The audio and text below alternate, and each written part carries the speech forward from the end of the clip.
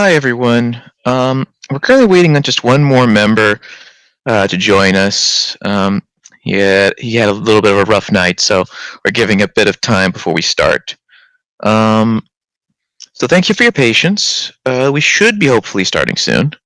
Just working on a few behind-the-scenes things while we wait.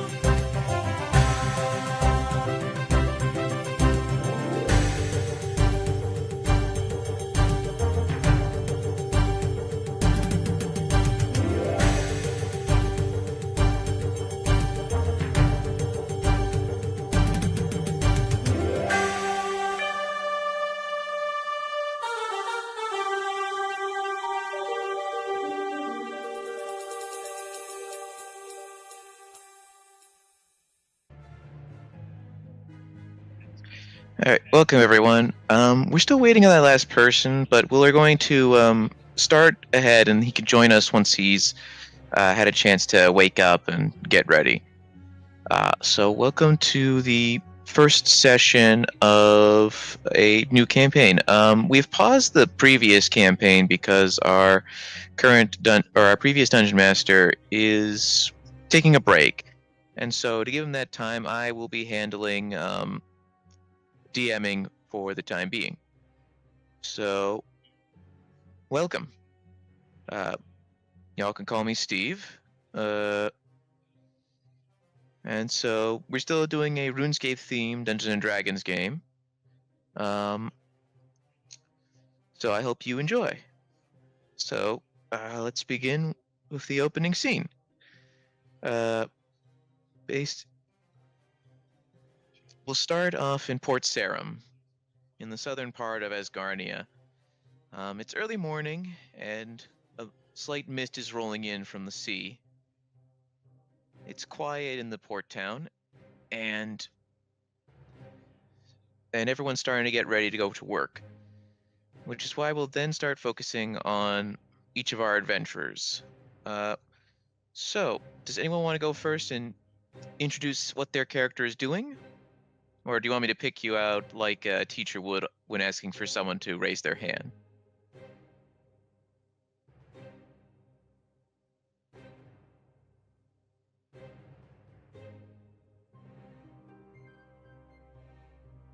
Up to you. All right. Eeny, meeny, miny, Rudy. Or should I say Frank? You may begin. So should I say what my character is doing, or like describe them, how they look and stuff like that? Describe them and then lead that into what they're doing. So give us just a brief description of what your character looks like, and then describe what they're doing on this fine, misty morning. All right, Frank probably just got out of his bed to go to his part-time job as bartender because he quit as a sailor. He is about average height, like 5'10" or something like that. Quite slim, not really muscular. He wears a long coat, and an open shirt. He has a necklace with a few teeth on it, and on his side he wears a cutlass. And he has an eye patch just for cool points. Very nice. So while you're getting ready to start the day in the bar, you notice that there's a pair of individuals who stand out quite a bit. One dressed in light blue fur coats that doesn't seem to be from the local area, and then another more smartly dressed man sitting next to him. The two seem to be waiting for someone. So we'll hold off on you for right now to then go to Sergeant Murphy.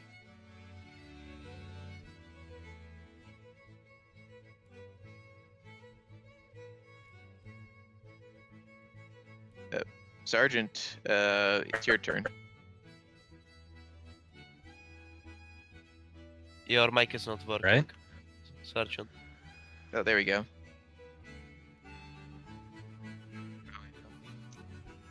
This is weird.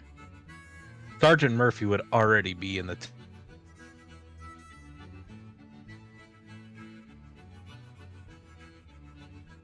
tavern. All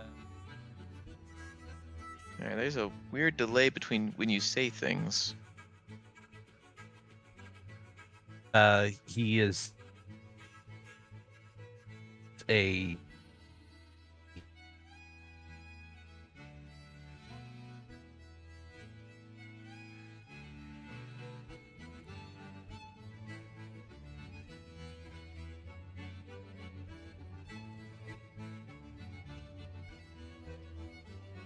hold on. Really?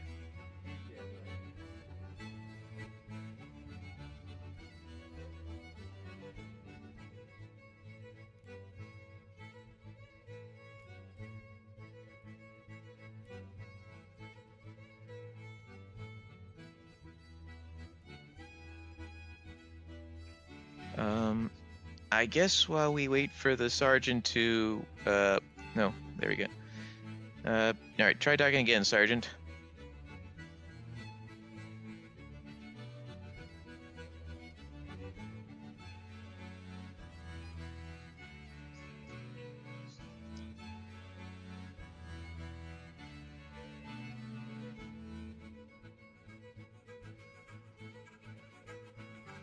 All right. Yeah. So, all right. Sergeant Murphy's having a little trouble with his microphone right now, so let's give him a bit before that. Clyde, if you could type out your introduction and what your character is doing at this time, um, we can try to fill in the space. I'll be reading out what Clyde says since he prefers not to use his mic.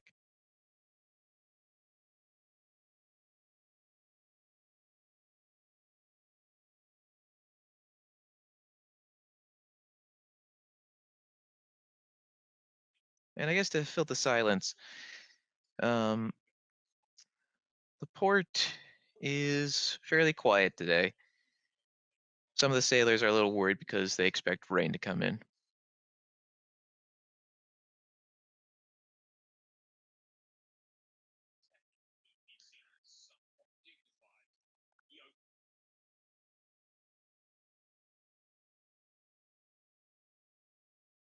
Hmm. There isn't really much else to add right now since trying to say the descriptions and whatnot. So I guess we'll, yeah, Clay, keep. All right. Well, we tried to test out his mic.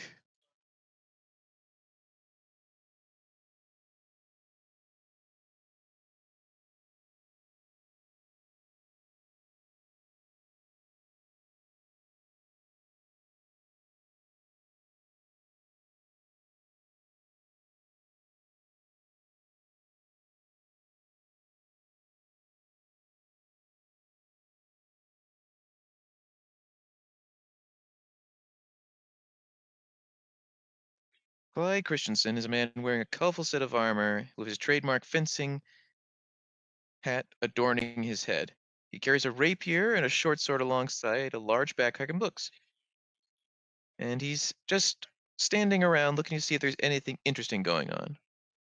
Um, Clyde, you'll notice there is a small notice board nearby with a few requests on it. A lot of them seem like pretty basic stuff like get a cat out of a tree or helping load a ship up. But you do notice one that's a little bit more interesting. A notice that says to inquire about helping with an archaeological dig to go to the Rusty Anchor. It seems to have a pretty decent price, even though the notice itself is a bit old.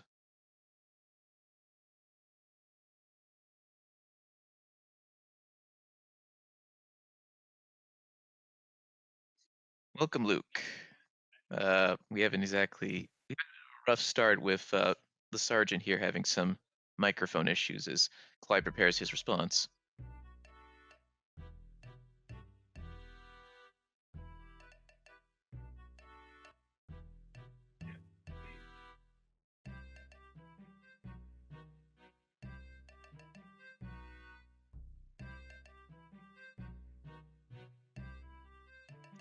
While we're waiting on Clyde, oh, I was about to say we try to see if Murphy has fixed his thing, but I guess he hasn't.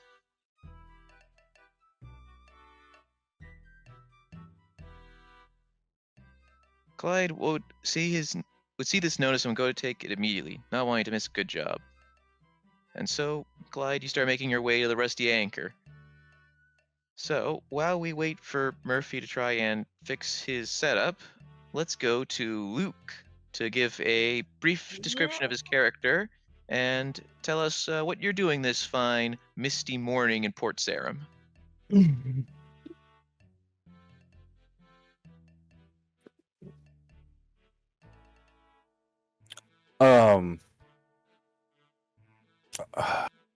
Man, I I am waking up. My bad. I think he'd just be kind of chilling on like a dock corner, kind of looking out over the water, and stoically puffing on a cigar. He'd be wearing the same for anybody that's seen him anyway.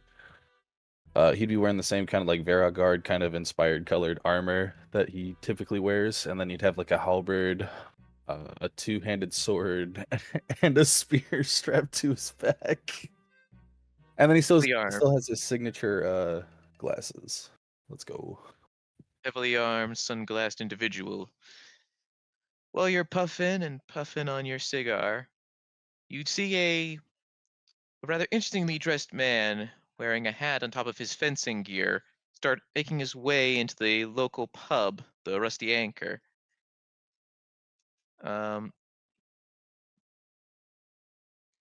You also happen to notice some people just milling about the dock. It's a pretty basic day. What do you want to do?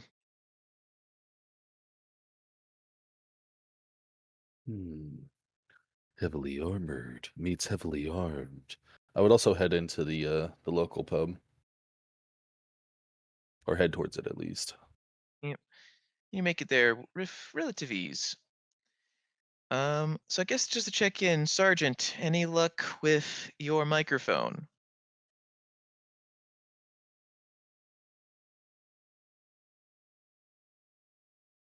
I'm gonna guess that's a no.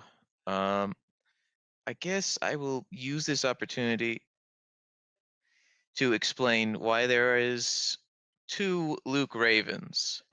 So I forgot to mention this because I guess I was a little too busy trying to get everything set up. We are doing a separate continuity from the previous campaign. So this Luke is separate from the previous Luke, but they're technically the same Luke. As confusing as that might be to you, it makes perfect sense to me. Basically, same character, different timeline. Now, Yeah, let's. this is the 3D Luke, and the other one was like the HD Luke. You know what I'm That's saying? right. Yeah, this Like is RuneScape. GTA? I don't know. Now, this is RuneScape 3 Luke. The previous Luke was old school Luke. Maybe it's the other way around. No, yeah, I Either was gonna way, say, isn't David's based on RS3? yes. Okay, let me rephrase that. The current Luke you are seeing or hearing is old school RuneScape Luke. The Yeah. previous Luke, the one from campaign 4, is RuneScape 3 Luke. So just think of it like that, and I think we should be good.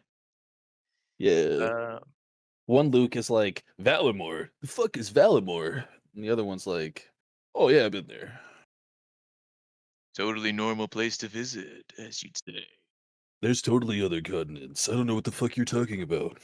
What Yes. So anyway, do you mean there's a mini Japan? when you see shrunk down Japan and moved it to another dimension. I just realized I need to put myself on push to talk. Oh! Yeah, that probably would help a bit. Um, okay, so Sergeant Murphy. So I guess I'm gonna have to ask our behind-the-scenes actor, Mr. Valdez, to try and communicate with the sergeant to figure out what's going on with his mic. In the meantime, I'll have the rest of y'all start interacting with the plot while we wait on that fix. So, uh, Frank, you'll see two individuals enter the bar. One is dressed in fencing gear with a hat on top, and the other is, well, what looks to be a Varrock guard with three different weapons on his back, still puffing on his little cigar, and wearing sunglasses indoors.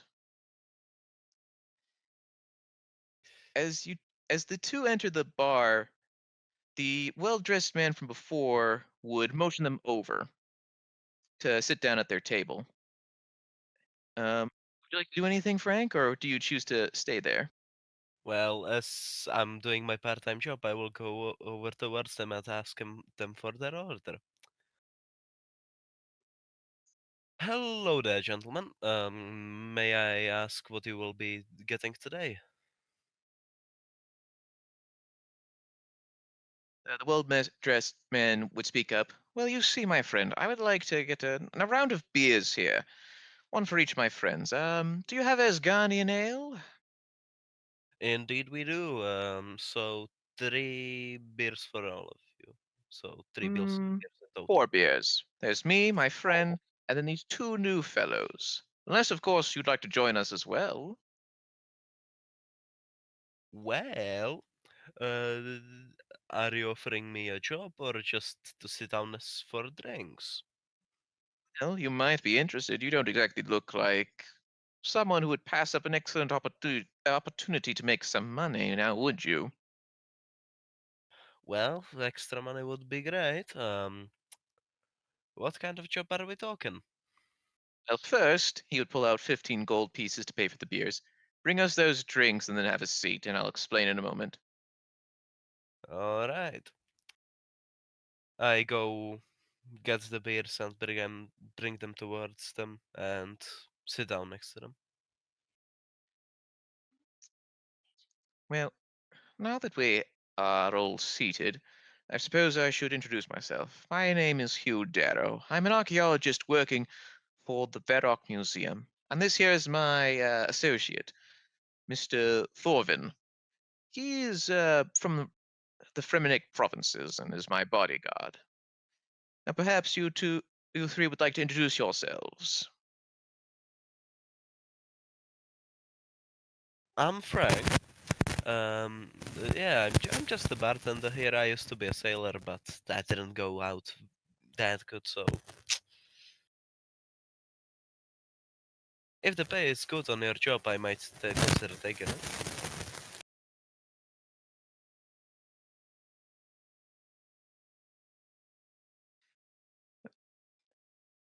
Yeah, so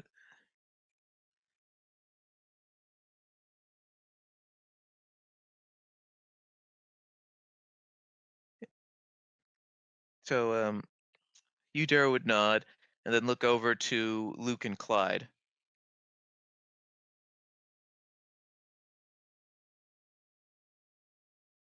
I don't really have much on my plate right now, so I'm in. What's your name, stranger? Name's Luke. Luke Raven. Remember it. Luke Raven. Very interesting. Now, let's see about mysterious fencer friend here.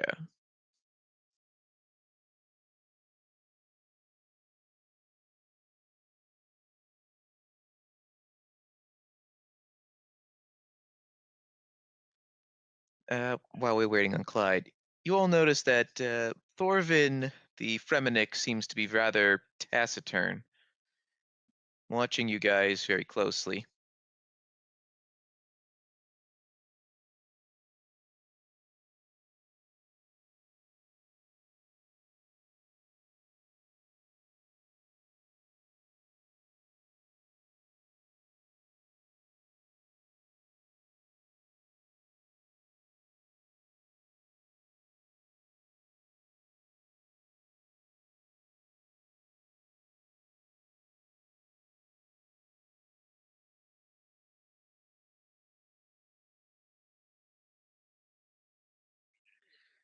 The fencer would speak up, saying, Clyde Christensen is the name, a mercenary with a mission completion rate of 100%. Satisfaction guaranteed or your money back.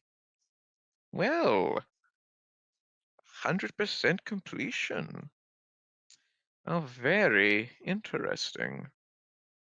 Well, gentlemen, the job is simple, and price is negotiable. The starting would be 1,000 gold pieces per person, and the mission will be to help me with an excavation. To give some context, there is a small church towards the south of Sarum. I imagine some of you may have seen it. An old Saradominus church. Well, we uncovered a hidden part of it underneath, something rather old, and we believe there's an artifact connected to Saradomin down there. Issue is, though I'm an archaeologist, I am not exactly as well equipped to handle what could potentially be dangerous down there, both in terms of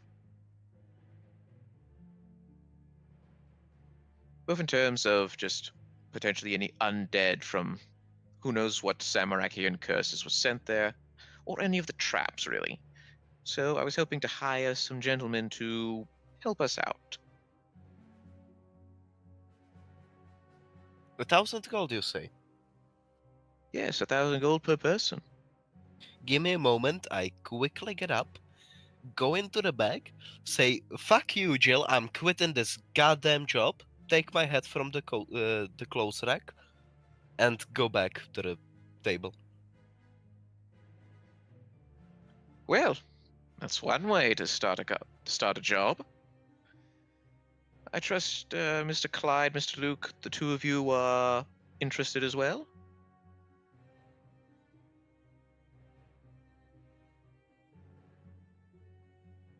Interested in A job?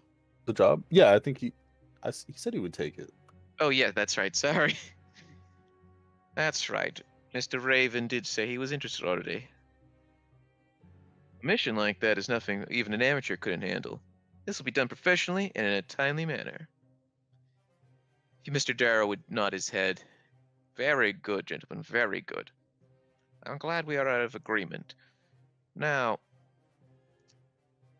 I trust you won't need any escorts to the church itself, or would you perhaps like us to show you where we want you to go?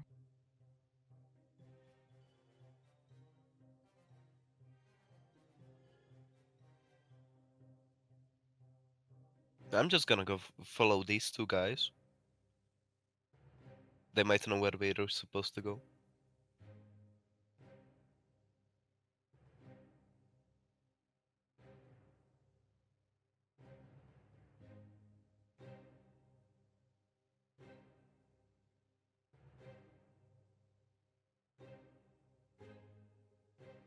Clyde intends to go where he is directed to. All right. Before Luke gives his usual delicious responses, let's see if the sergeant has managed to figure out his mic issues. So, right now he's trying to connect a wired Xbox controller to his computer to then plug in his headphones or presumably use the onboard microphone in the Xbox controller.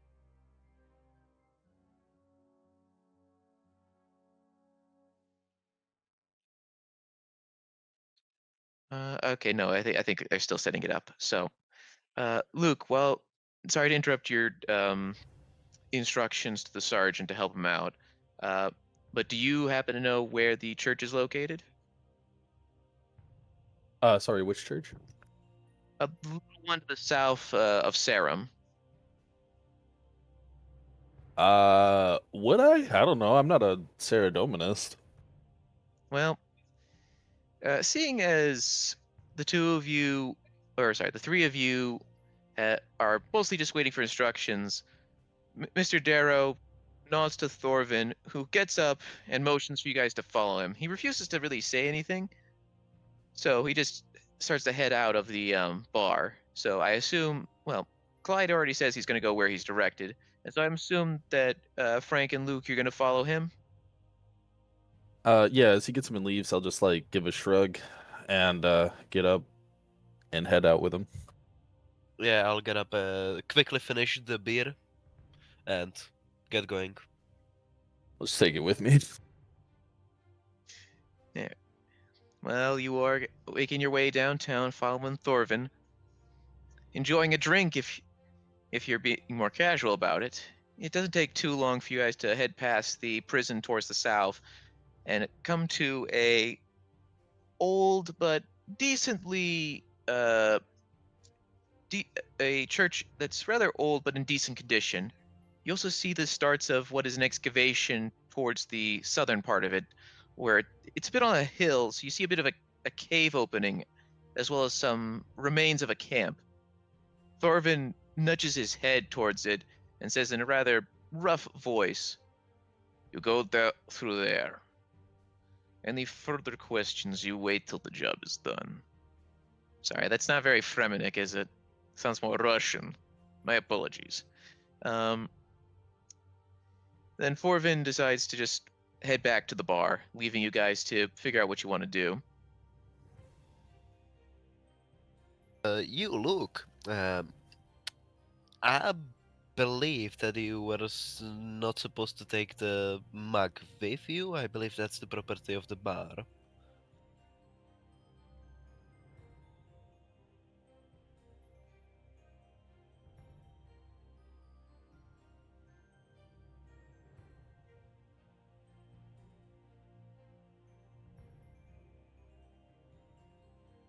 God damn it! I forgot that I switched push to talk to control. What the hell? Memory is an illusion. Relax. It's not stealing if you intend to bring it back. Eventually. You know what? I don't even work there anymore. So who cares? You know. What exactly are we supposed to do? I believe we're supposed to do some archaeological shit to, explore the stuff and like that. But What exactly are we supposed to do?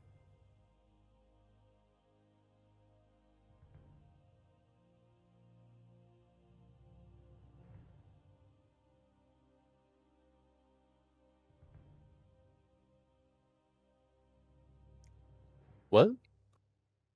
Well, he just asked what we're supposed or what you're supposed to do. So I assume he's asking you guys directly rather than asking the omniscient voice that speaks through your head. Yeah, I'm asking my fellow companions.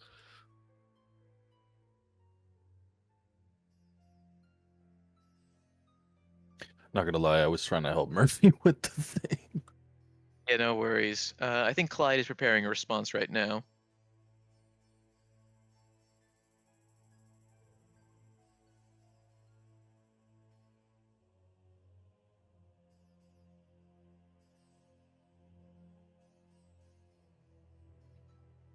So, I guess while we're waiting on Clyde, here we go.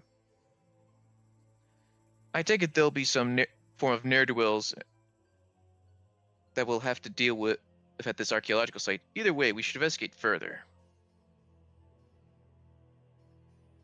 Alright. Since you're heavily armored, Sir Clyde, I believe you should go ahead.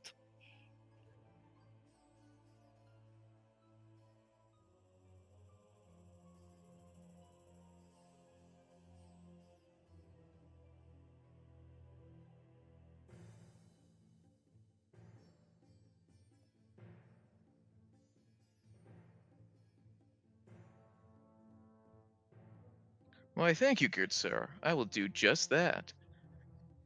And so I assume, Clyde, you're going to be entering the cave entrance. And as you do, you see torches that light the way and some hard work done by the archaeologists to clear a path. Do the rest of you follow Clyde?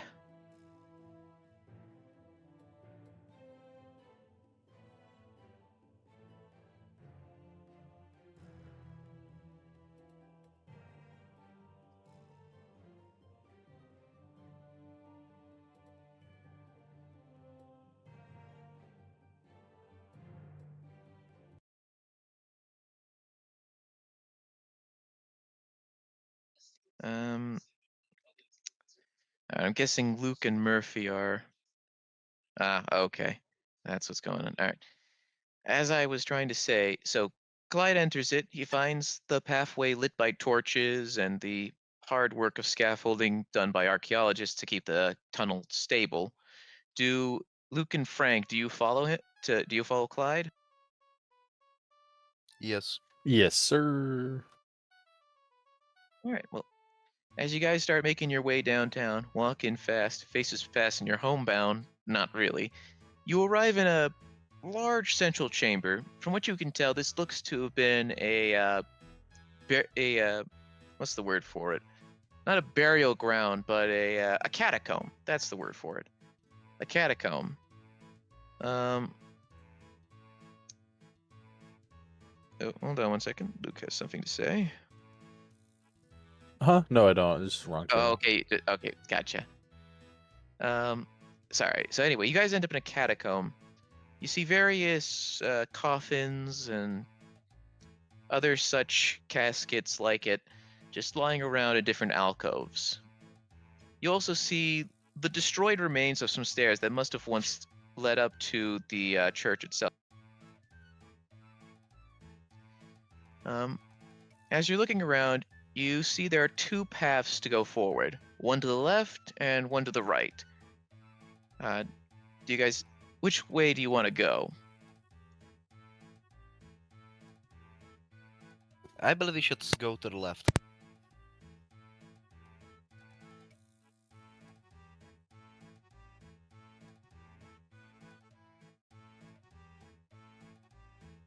That's one vote to the left.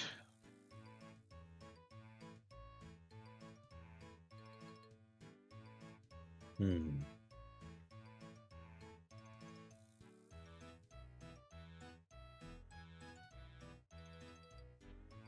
Yeah, I suppose we should take the left. I mean, I put everything I own in a box to the left.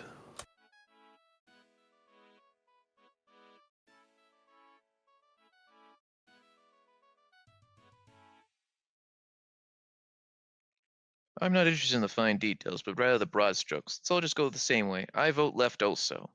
And so, oh, and Rudy has disappeared. Frank, he's in the session channel. Yeah. All right. So give us a moment. Frank has briefly left to help Murphy with his microphone issues. Yeah, I can hear him, so good. Okay. So I think the sergeant might have found a fix for his Is issue. he on push to talk? Um, Did he not have his push to talk button set correctly? no, I think he had the push to talk set correctly. I think the issue was just the audio was like lagging and having a lot of issues. Oh, that's weird. Yeah, It we can went move like there. Frank. Like it just stopped at some point and continued after like a few seconds.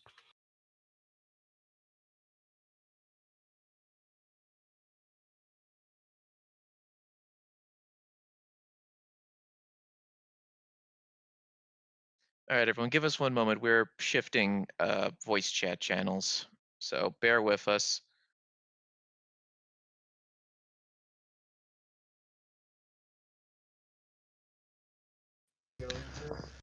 Session channel. Wait, are we live?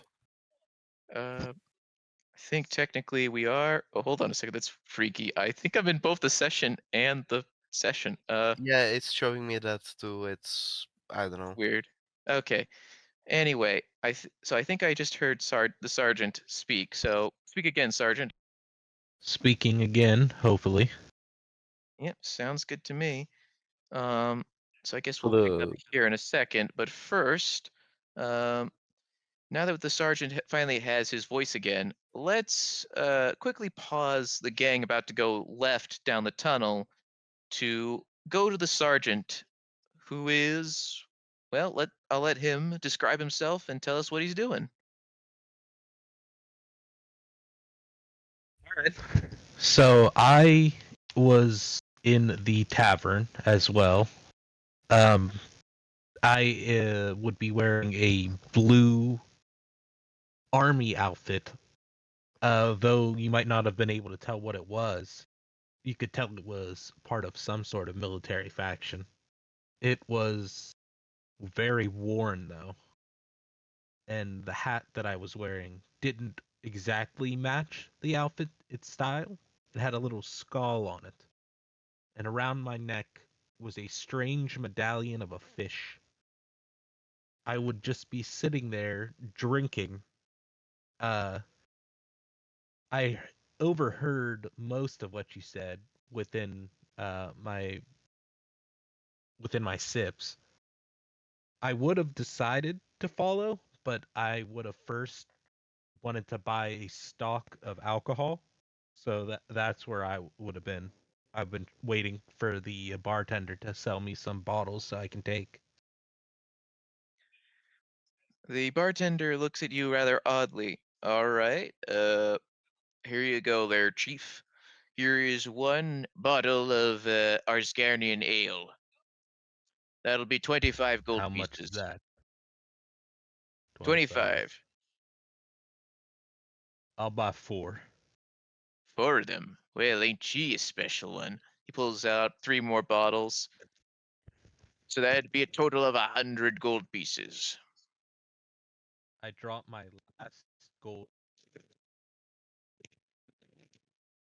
Your last gold what? The last gold I have. Ah. I hand him all my money and I put the alcohol, 3 of them in my bag, and I start drinking one as I start stumbling out, trying to follow you guys. Oh boy, what a character, eh, Jill? First we lose Frank, who was... How long did we have him for? Like a week? And now this guy buys a bunch of bottles. That's gonna be a pain. Hold on a second.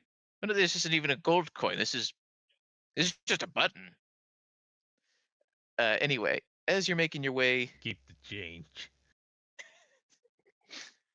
Anyway, as you are starting to follow the rest of the group, you pass by the Fremennik from earlier, just walking back. He doesn't really pay much attention to you, but you see where he came from, and you notice the cave that the others had been shown. Do you enter it? Yeah, I'll make my way inside. And so then we'll zoom back um, to our main party, who were just agreeing to go left. Then you guys start hearing footsteps and the sound of somebody chugging a bottle. Do you guys pay any attention to it, or do you guys continue going to the left? I turn around and I draw my cutlass.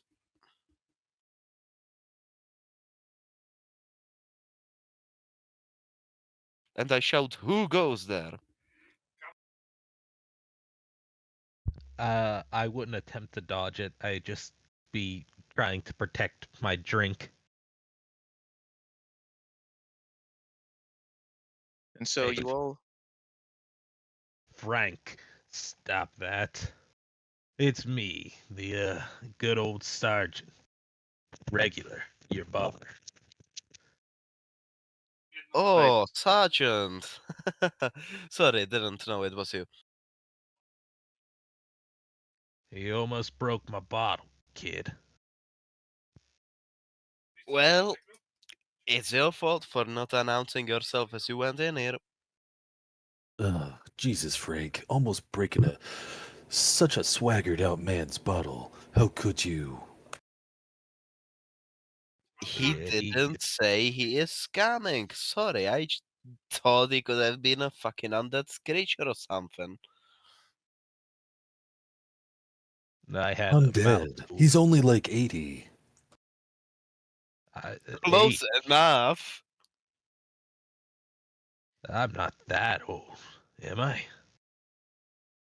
Clyde was standing at the ready while you guys were having your little talk, and he responds, "This man seems like he isn't well." I'm not well. You're covered in what is that? You got a lot of graffiti on your armor.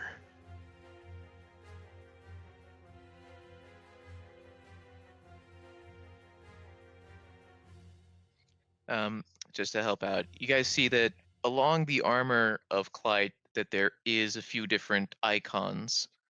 Some of them look like shop logos, and I'll let Clyde fully explain it.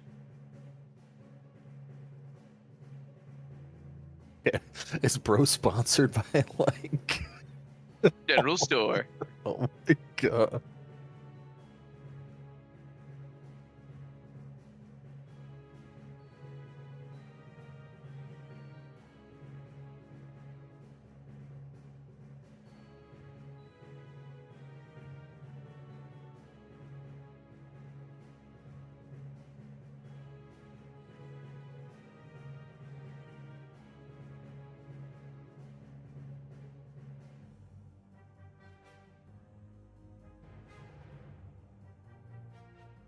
It's an advertisement and raving reviews from those who've hired me. It's called Building a Brand, and it's something I recommend you do with those in your personal network. Advertisements like the stores? They put their logo on you?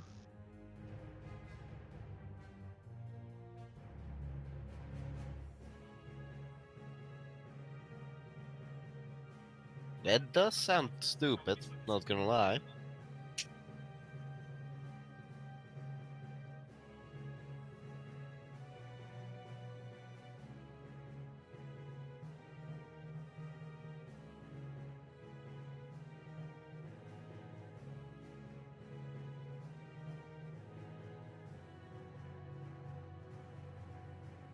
They pay me a small fee, and they get an endorsement from the only merc who won't turn down a job. They pay you for that. That could have been a good way to get money. I wouldn't desecrate my uniform, though. I have some integrity left. Yeah, branding's for cattle. I just show up, blow something up, and walk away cooler than I arrived. Is that even possible, Luke? Huh? Is that even possible to be cooler than you arrived? Like, I thought you couldn't get any cooler than 100%, you know?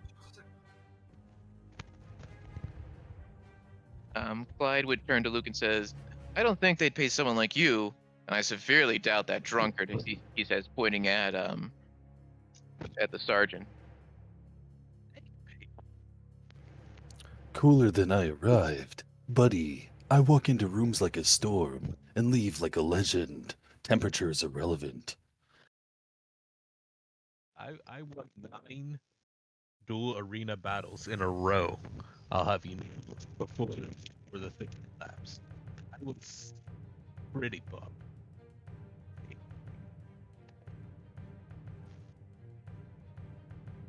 All right, just to make sure everyone. Oh, arenas are rigged anyway. Everyone knows that. Not that one. Oh well, not those 9 matches at least. I won each and every one of those. Sergeant, Oh. please roll a history check for me real quick.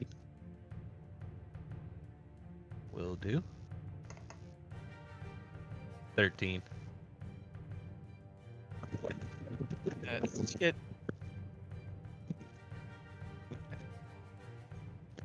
So you get a 13. You're pretty sure that those matches weren't rigged, but you do remember rumors from the duel arena of people rigging the matches as ways to make a lot of illegal money. I know some big cats. Yeah, I knew some big cats that rigged it, but listen to me, kid. I never rigged one of my matches. Not any of them.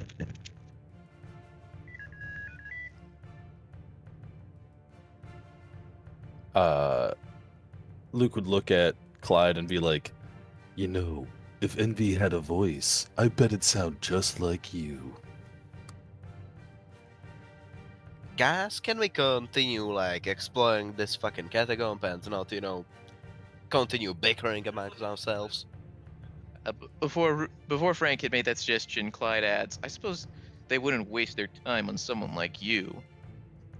But They don't need to rig a match if they know it's a guaranteed win. I'd stumble closer to you guys. as he stumbles close, you guys can start smelling the wafts of Asgardian ale coming off him.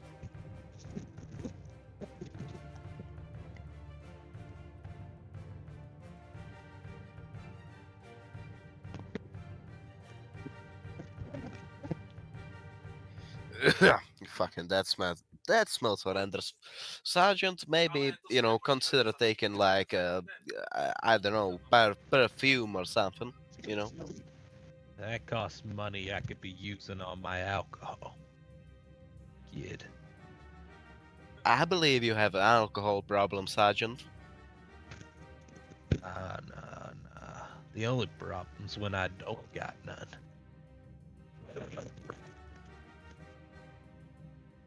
I agree. The job is of utmost importance. Let us continue post-haste.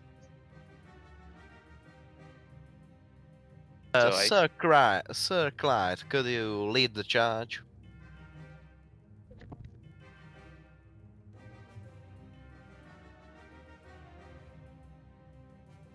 Clyde would do just that and start making his way down the left tunnel. And presumably, Frank definitely follows him, and I assume Luke and the sergeant would also? Si, senor. Yeah. As you're making your way further into the tunnels, you begin to smell a kind of musty scent, as though people haven't been down this tunnel for a while now. Until finally you arrive at a door, and upon this door are a few words that say, "Those who wish to pass, kneel in his name."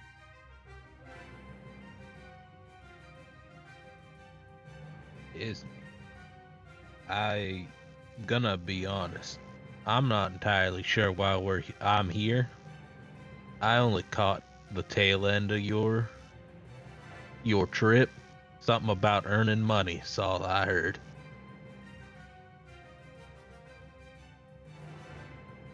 I ain't kneeling to nobody. And I take out a lock, like a lockpick, and try to, if there is like a keyhole on the door, try to unlock it. Sadly, there is no keyhole, but you do get the sense that there is an alternative. While you're approaching the door, Clyde would kneel down, unsure of who he'd be kneeling for, though. But back to you trying to pick the lock. You see no actual visible lock on the door, but the door is just a standard kind of stone door. But as Clyde kneels down, you see the door glow a little bit, but it seems something is missing. Ah, fucking hell. And I kneel down, too. While the door continues to glow, you still don't see it open. It's almost like there's a part of this you guys haven't done yet. While I'm kneeling, I would like to look around to see, like, if there is some kind of special thing. Alright, you don't see too many special things, but roll investigation for me real quick. My bad, investigation, sorry. No worries. That's a 2. Should have kept you at perception. Thing you see besides the words "kneel in his name," you then vaguely see a symbol of Saradomin at the top of the door. But it could also just be like graffiti. You're not entirely sure.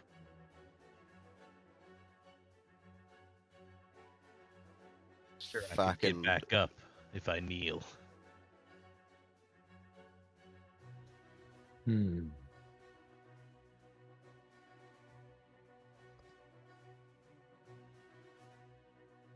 Who are we supposed to be kneeling for, anyways? I'm not entirely sure. I think that is a symbol of Saradomin at the top of the door, but it might just be some graffiti left by some homeless guy, you know? Smith kid. Praise Sarah Doman while you're on your knees. Those words, you see the door fully glow.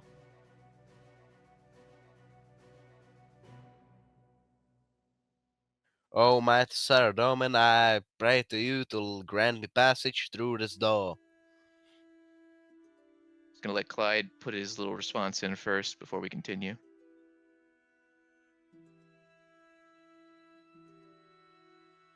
Clyde would pray to Saradomin as well, and as you all do this, the door fully glows, and then it opens up to, and you feel a waft of cold, almost stagnant air hit you in an almost unpleasant kind of way, as there's a dark passage leading into a small altar room. Well, that wasn't so hard, Sergeant. Let's continue. As you step inside the altar room, it's rather dark. You clearly tell that the archaeologists probably haven't got to this part yet. But so far you can't see anything outside what little light there is from the existing tunnel. But you do see an altar to Saradomin, and you do see something on top of it. What do you want to do? Well, first I take out like a little lantern from my backpack and put some oil into it and light it to have more light to see more. As you light the lantern, you illuminate the room a bit more, and then you see a skeleton draped over the altar, right next to what appears to be a well, you're not entirely sure what it is, but it seems to be made of stone and wood, some kind of decorative object sitting on the altar. Guys, do we take that thingamabob on top of the altar, or do we contact the boss to tell him about it?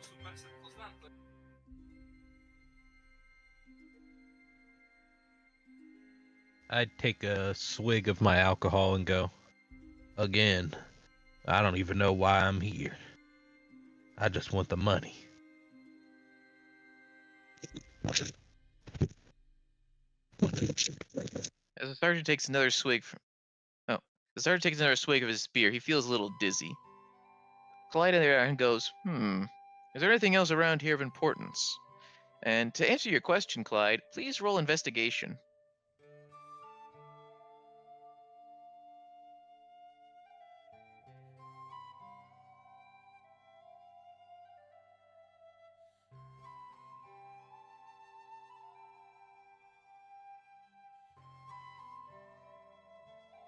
Not bad. A 13. So as you're looking around, trying to see if there's anything else of importance, you do see a kind of a mural nearby, a fresco of a bygone era. And upon it, you see Sarah Doman handing something very similar to the object you are to a few priests who are mostly bowing to him. So you get a sense that potentially this artifact might have some connection to Sarah Doman.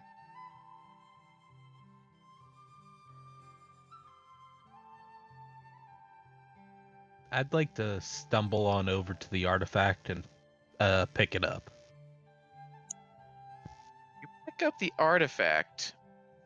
Well, I'm going to first let Clyde put his response in.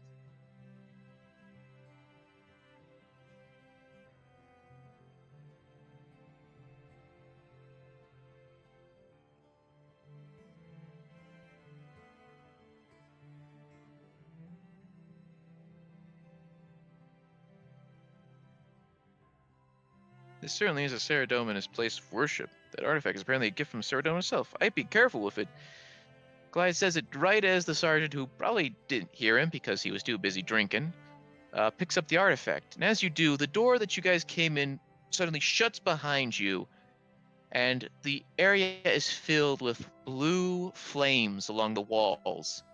The skeleton on the altar lifts himself up and looks directly at you, Sergeant, and says, "Curse be upon thee, heretic.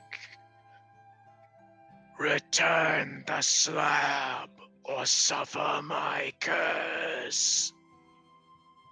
I'm already cursed. You bucket of wait. You pile of bones. Yeah. I can have another curse. Then perish. Can I take the fucking artifact from Sergeant's hands and put it on the altar? Unfortunately, no, because you see the skeleton turn to the rest of you guys and go, "All are cursed." And so I'll have to ask you all to roll initiative. We won't do a battle map because I haven't set anything up yet, but this will be a rather straightforward fight. So please roll initiative. Begin initiative now.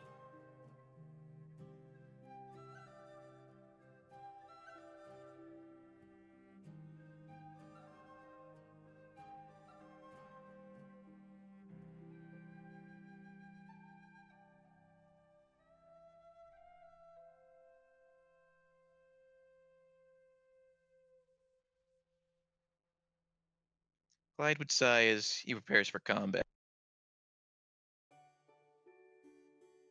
All right, give me just one moment, folks.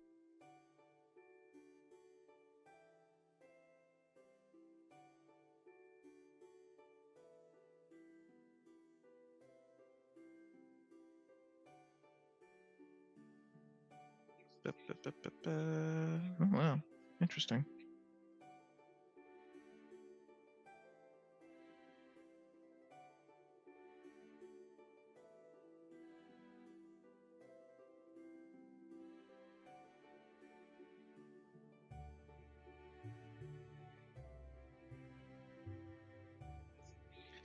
All right. So the turn order will be the sergeant, Frank, Clyde, Luke, then the skeleton.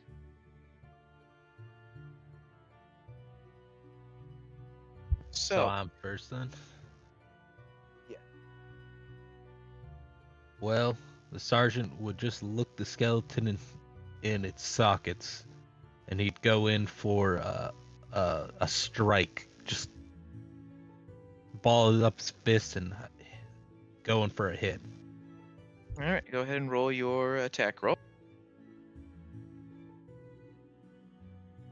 14. That's a hit. Go ahead and roll damage. 5. You do 10 damage because you see that your fist hit the skeleton, and you hear a satisfying crack as the skeleton's skull cracks. Unfortunately, I'm going to need you to do a dexterity save, as in response, the skeleton raises its fingers and says, "Curse you." All right, you managed to pass the save. One moment, please.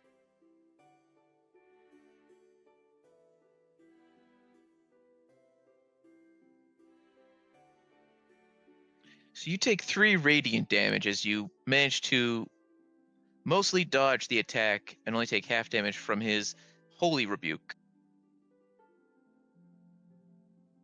After that, I'm gonna use my bonus action. I have a bonus unarmed strike, so I'm just gonna go and hit him with my other fist now. Oh, 7th. As you try to do that, you miss pretty badly. You end up hitting the altar, which really angers the skeleton. You can hear him rattle in anger at your heresy. Anything else you'd like to do? Can I dump the rest of my alcohol on the altar now? Sure. And as you do that, the skeleton gets even angrier. Take that. I don't waste that lightly, Bones. And that'd be the end of my turn. I will enjoy ripping you apart. All right, now it is Frank's turn. Alright, Frank would take his cutlass and swing at the skeleton. 21 to hit. That's a solid hit. And since the sergeant is within 5 feet of him, I'm gonna use a sneak attack. So that's a total of 19 damage. Very. And also, because light property, I can use my bonus action to make an extra attack with a different weapon of the light property, which is my dagger. That's another hit for more 6 damage. 6 For another 6 damage. So 25 in total. Wonderful. Skeleton's looking pretty rough right now. But you also feel a strange sense of someone watching you. All of you feel this, or sorry, all of you that have attacked the skeleton feel this. Anyway, next turn, Clyde. What would you like to do? Clyde's going guns blazing with his rapier and short sword. And while he misses with his rapier, he does hit with the short sword. So just roll your short sword's damage.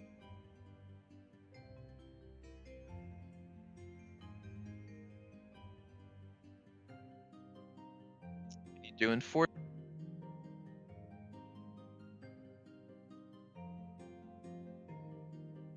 Anything else you'd like to do?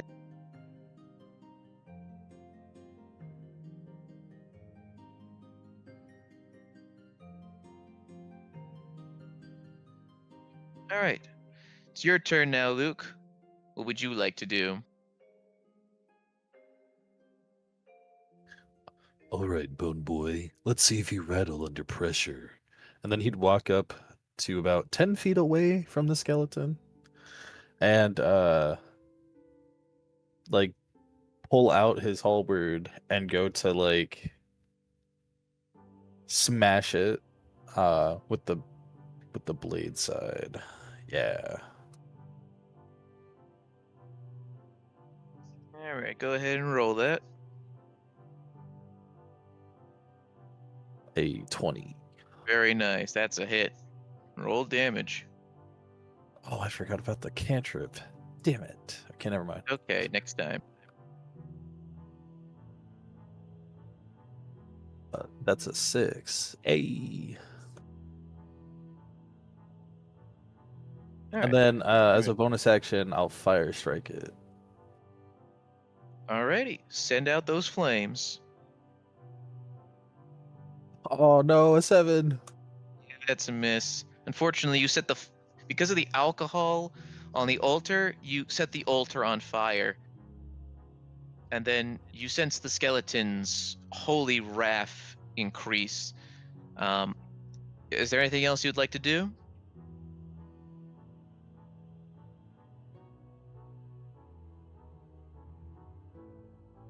I don't think I have anything else. But he would say, Oops. Hope that wasn't sacred. and then that'd be his turn end.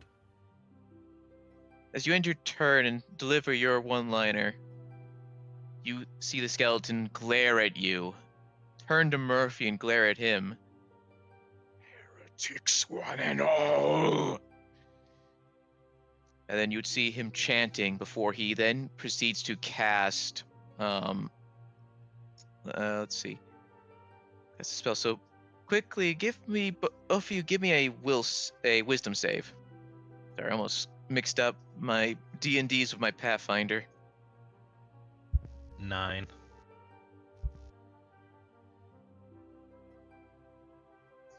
Oh, All right. 16, Chief. Very nice. Unfortunately for the sergeant, you feel a curse embody you as the skeleton speaks in the ancient Saradominus tongue, which is funny because he doesn't have a tongue. And you are going to take...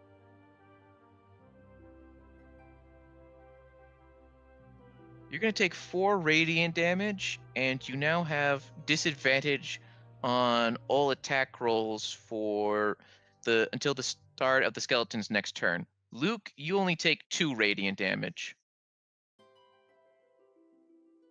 Would I know he tried to curse me? You get the vague feeling that he was trying to do something to you, and you feel the light of his attack affect you just a little bit, but it may as well have just been a tickle from a little bug or something. Nice try, whisper voice. My brain's under new management.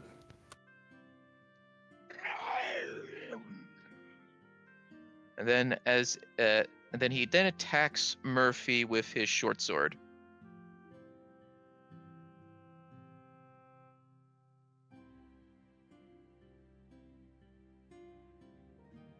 Does a 16 hit?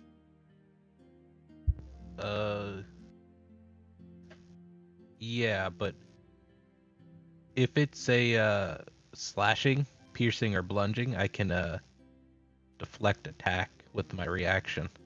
Okay. So yeah, it's piercing damage. You're gonna be up to take 6 piercing damage. So go ahead and use your reaction. This now.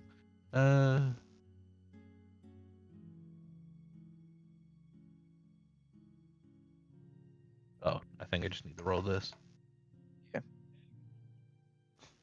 So you take no damage, and I think because you reduced it to 0, I think you get something else. Yeah, I can expend 1 force point to redirect the foe's attack. Oh, okay. And how much damage does that do usually? Does it do just the same amount of damage that you had reduced, or do you roll a new roll? 1 second. It's a new roll from what I remember. Okay. So They must make a dexterity saving throw or take the damage equal to 2 rolls of your martial arts die okay, plus so your damage multiplier. Yeah, so that's a I'll natural 1. So go ahead and roll that damage for your thing. 11. Boy, that's taking a whole 22 because you got a nat 1 for that dex save. As he tries to stab you, you deflect the blow, grab his bony arm, and then proceed to shank him in the face with that extra dagger. You hear the skeleton go as it then crumbles to dust. The flames around you dissipate as the skeleton disappears. The altar is still on fire, and you can smell it burning pretty badly. But you can tell that you can now safely leave as the door opens up.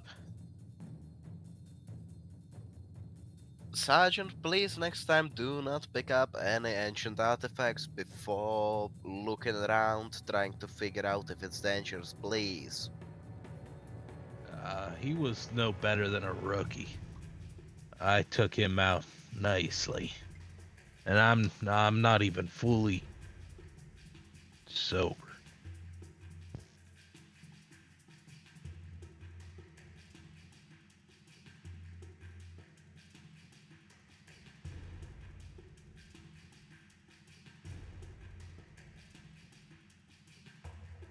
Steve, I would like to quickly look around the room to see if anything we missed, you know.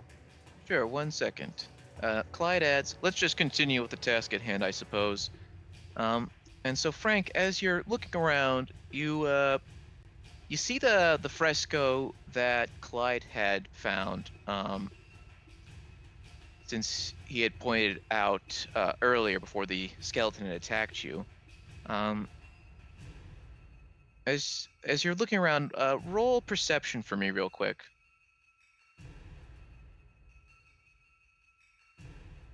Net 1. Congratulations, you found nothing. Your eyes are too distracted by the fact that the altar is on fire. There is an unholy, or I guess holy conflagration going on right in front of you, lighting the room up. You probably should leave soon, since you don't know whether or not there's anything else flammable nearby. Guys, I think we should get out of this small room before, you know, we catch fire. Can I take a quick look to see if there's anything valuable? Okay, so go ahead and roll. So I assume your intelligence is probably higher than your wisdom, so go ahead and roll investigation.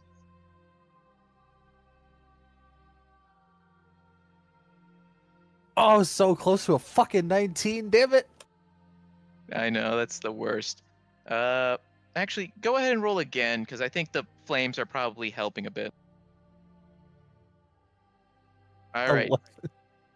While you're looking around frantically to try and find something before the fires consume all, you see a small book right by the door. Do you take it?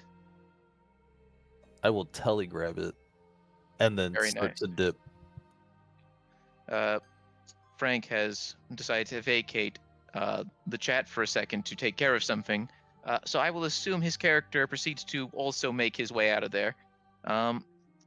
Everyone who is willing to run away from the fire, you guys quickly find yourself back in the central catacombs.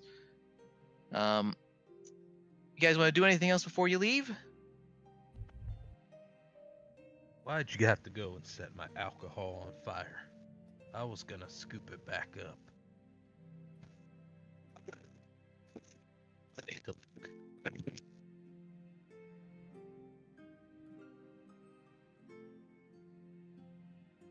We really need to get you a new microphone at some point.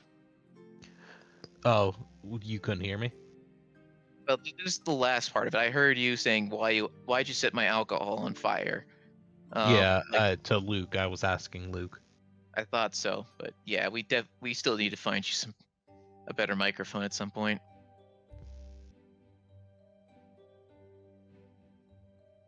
Oops, I thought your drink was spiritual. Guess it's more flaming than I expected. That was 25 gold coins. I think you owe me for that.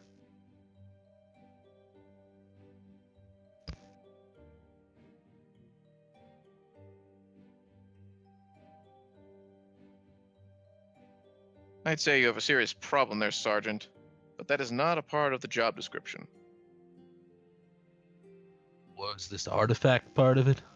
Because I just picked it up to sell it. As the sergeant holds up the artifact, you all see the symbol of Saradomin emblazoned on it. From the way it looks like it's made of some kind of white marble and covered in white branches that wrap rather nicely around it. And the symbol of Saradomin shines gold in the torchlight of the tunnels.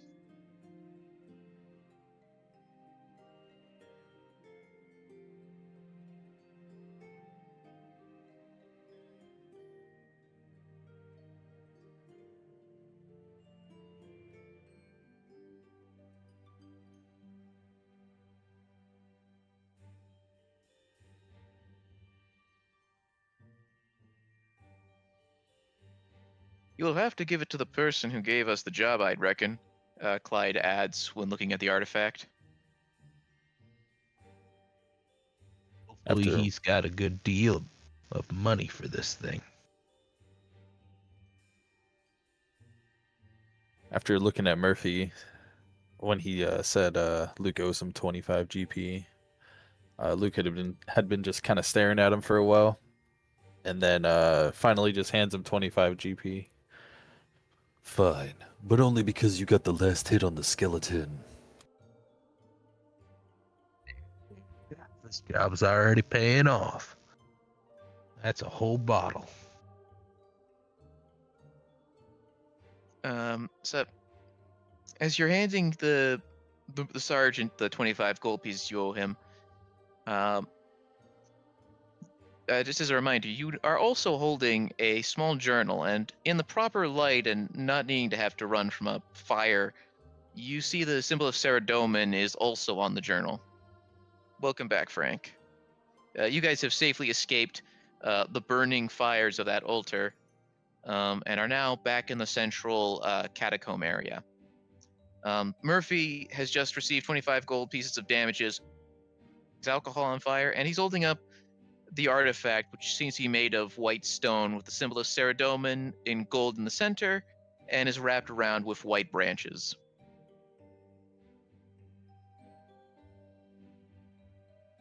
That bug looks interesting. Yeah, spotted it on the way out.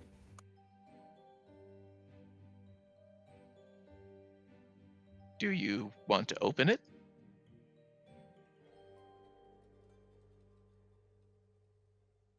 I'm not the biggest reader, though. I guess I'll open it.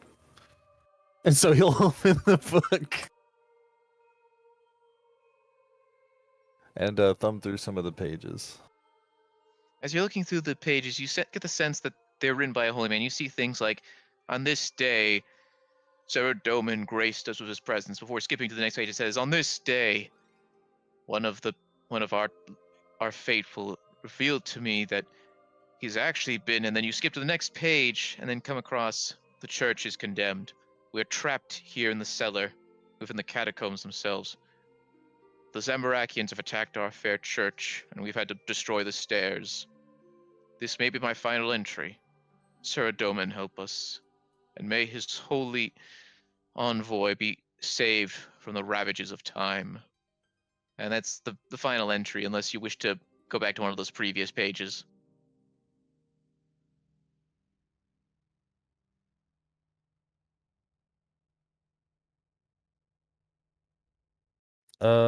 Yeah, I'll shuffle back a little bit, intrigued by the last one. The like the one I just finished reading, or like the one before that one about one of the faithful. I'll go back to the beginning. So as you go back to the start of the beginning, you see that on this day, Saradomin has blessed us with his presence, and as a symbol of his arrival to the mainland from Intrana, he has entrusted us with with a holy relic, an artifact to represent his presence in this world. A simple stone that he had carved from marble, emblazoned with his symbol, and wrapped within the branches of the white oak. Such a holy relic must be kept within our catacombs to help the dead receive peace. And that's the end of that entry. Would you like to continue reading? Are you reading these out loud? I'll say that I am. And so Okay. you'll be here. So while I'm saying it like this and all that, you're hearing Luke say, "And so Ceradomin," in his usual Lukey voice. Okay, so as soon as you said Entrana, I'm gonna grumble and drop the artifact. As you drop the artifact, does anyone want to react to it being dropped? Why are you dropping it, mate? I don't got good relations with Entrana. Glide, you successfully grab it before it falls on the ground. You manage to avoid it getting destroyed. Because from that height and being marble, you get the sense that, both because of its age and whatnot, it could have been easily broken on the hard stone floor.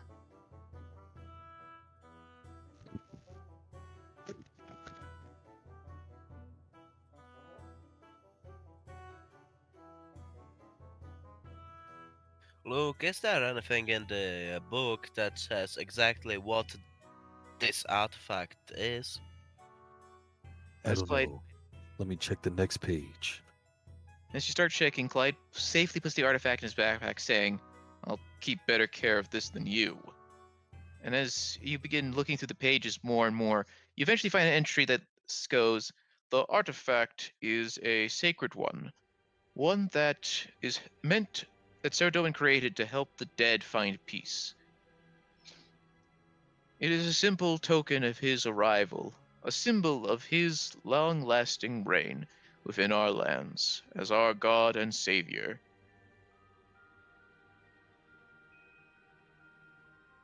Sir Clyde, could I have that artifact?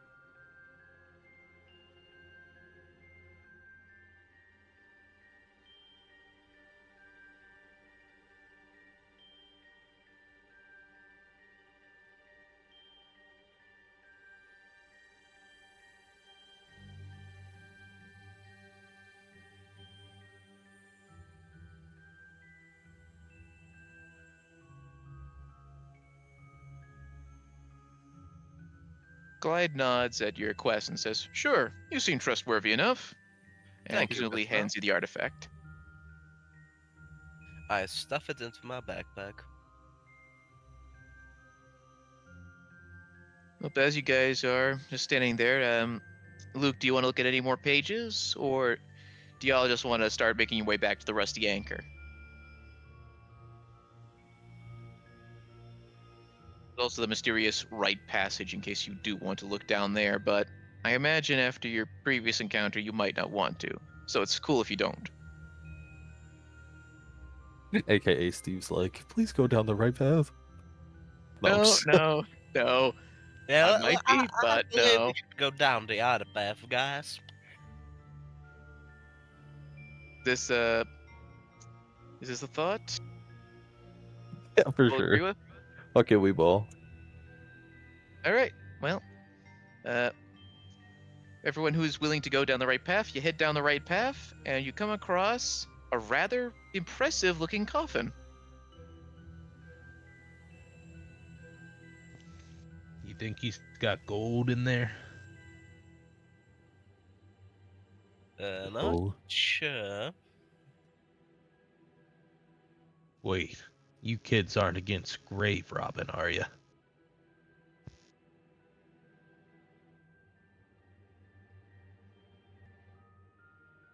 I I don't could really bet that care there's unless probably a it's someone body. close.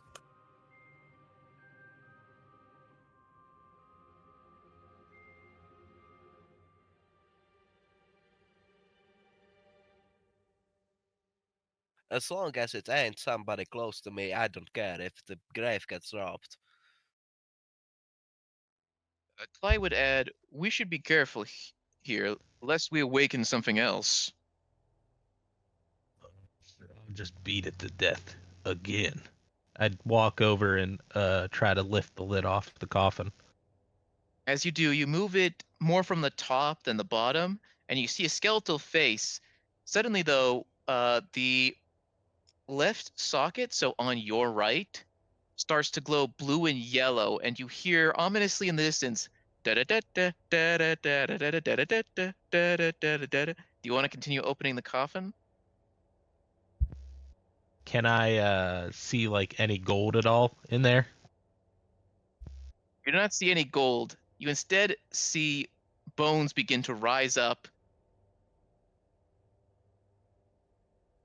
I'll just close it back on, seeing I didn't see anything good.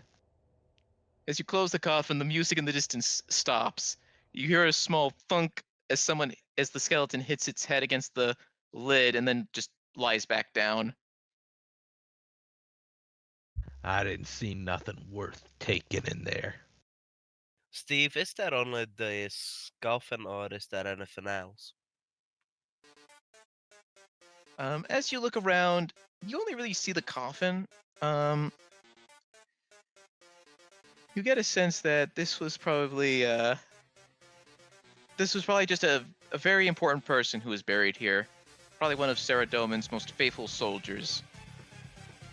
Or if somebody decided to crawl into that coffin for fun. You're not entirely sure. If you want, go ahead and roll history for me.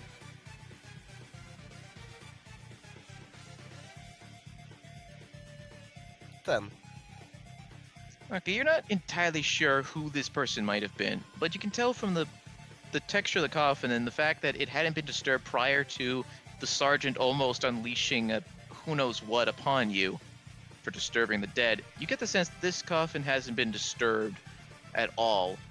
And more importantly, it's clear that whoever this was one of Sarah Doman's faithful and definitely had died with great honors. But you don't see much else down here that's worth your attention. I think we should just go to the Rusty Anchor.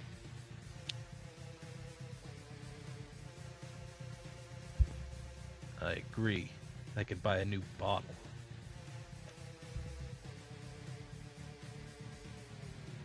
Don't you have like 3 more or something like that? Stuffed somewhere in your backpack? Yeah, but I got 25 gold. That means I could buy another. Clyde says, let's turn this job in and get our reward. Sorry, I keep changing the voice a little bit. It's very distracting.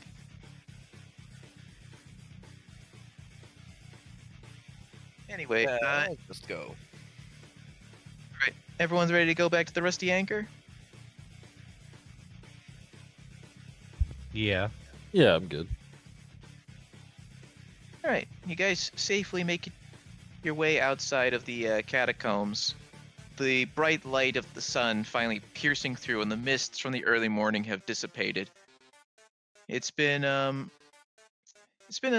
like it's been like an hour, maybe 2, since you guys entered there. Time is an illusion when you have no sunshine to compare it to. And so you start making your way back to the Rusty Anchor, and when you do, you see Mr. Darrow look at you guys with a big smile on his face. Well, well, well. You all made it back safe and sound. That's a relief. Evidently you were the right people to ask for help. He then looks at the sergeant and goes, who's that guy? That's a friend of ours. I think Clyde accidentally switched which channel he was in.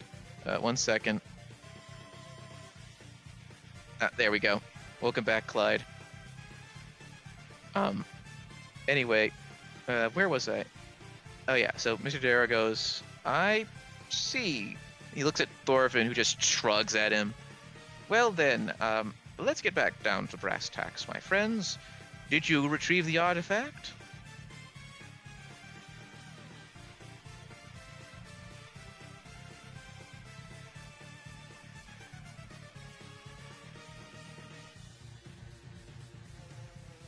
Why, of course we did. And then I assume Clyde motions for Frank to give Mr. Darrow the artifact. Frank takes it out of his backpack, but doesn't really seem to like parting with it. But reluctantly he gives it over to the boss. Mr. Darrow takes the artifact gingerly from his hands and looks it over. He then inspects it a little closer and then smiles. But there's something a little unnerving about the smile that doesn't seem quite right. But then it disappears and he looks at all of you and says, "Wonderful work, my friends, wonderful work." And then he puts it away himself before reaching behind his bag, reaching into his coin bag and retrieving, interestingly enough, 4 bags of gold pieces and places them in front of you guys. 1 for each of you. 1,000 gold pieces, as promised. Thank you, sir. Pleasure doing Nice. business. A job well done, That's a gentlemen. lot of alcohol money. Yes, and I guess this was a nice little bonus. I've paid for you all to stay the night. Just to consider it a bonus for a job well done. The museum is very appreciative of your hard work. So once again, thank you.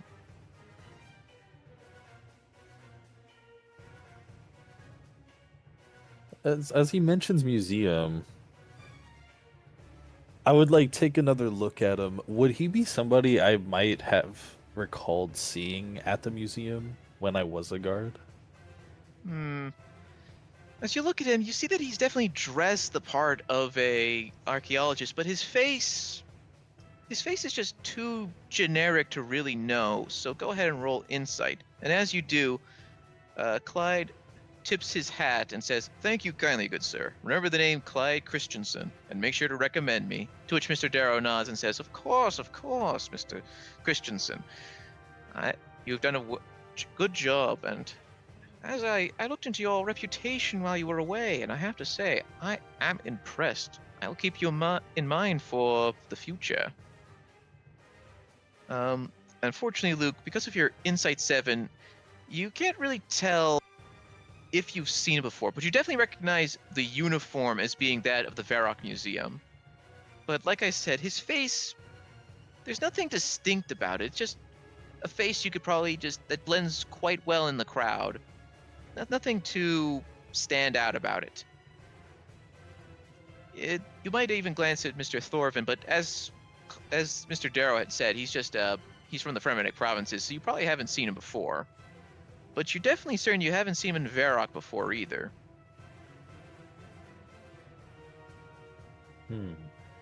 Okay. He would just nod. And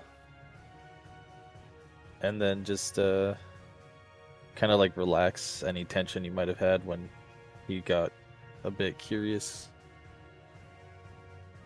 Well, gentlemen, Mr. Thorvin and I need to leave, but in the meantime, enjoy your stay here, and of course, I've also taken the liberty of paying for all of you to have a nice mug of Asgardian ale on me.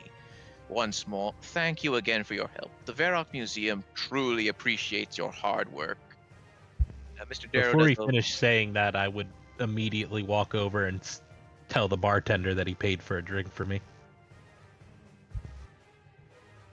Mr. Darrow looks at the sergeant before then bowing to the rest of you and making his way out. Thorvin would follow behind, but he would look back at you, and you could see him sneer a bit at you before following behind his boss. But the bartender then gives the sergeant his drink first before bringing more glasses around. Unfortunately for Frank, you recognize the bartender as being Jill, who says, "I gave something very special for you, Frank. I hope you enjoy." And Fuck. you see that in the glass, some spit, as she then heads back behind the counter. Do you guys want to do anything besides enjoy some good drinks for the most part? Hey, Sergeant. Look over there. Look over where? I point wherever he behind points. me. I would like to quickly switch our classes. All right, roll sleight of hand for me.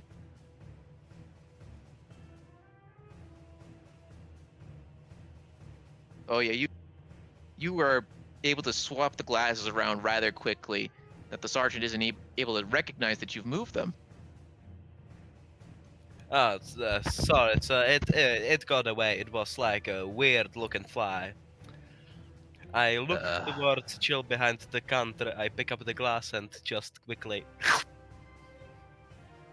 and I give her a wink with the eye that isn't covered by an eye patch. Jill glares at you for that. Well, that's one way to add flavor.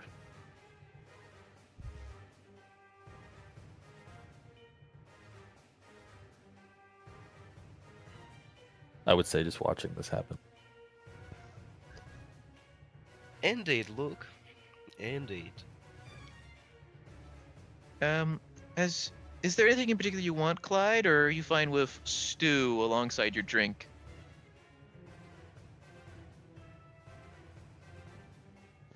I would say to Rudovic, I'd be like, I see things in here too when I'm a few deep. And then I just start drinking the Asgardian ale. Well, it's Asgardian ale, but it's got spit in it. And you get a complimentary stew, Clyde, that go along with your thing as you sit back and relax. Pretty sure I wouldn't notice. Probably tastes the same. I look at Luke and say, "Are you gonna order any food?"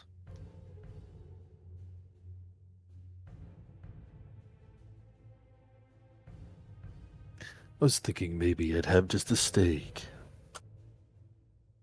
Could you order 2 steaks, but say they're both for you because I don't think I want some special spices in my food, if you understand.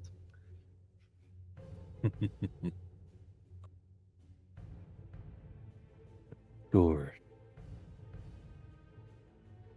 Steve, how much does the steak cost? Just so I can give Luke his money.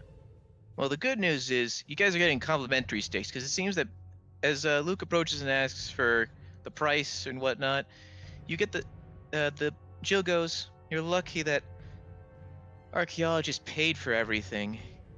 He seemed very interested in keeping you guys content."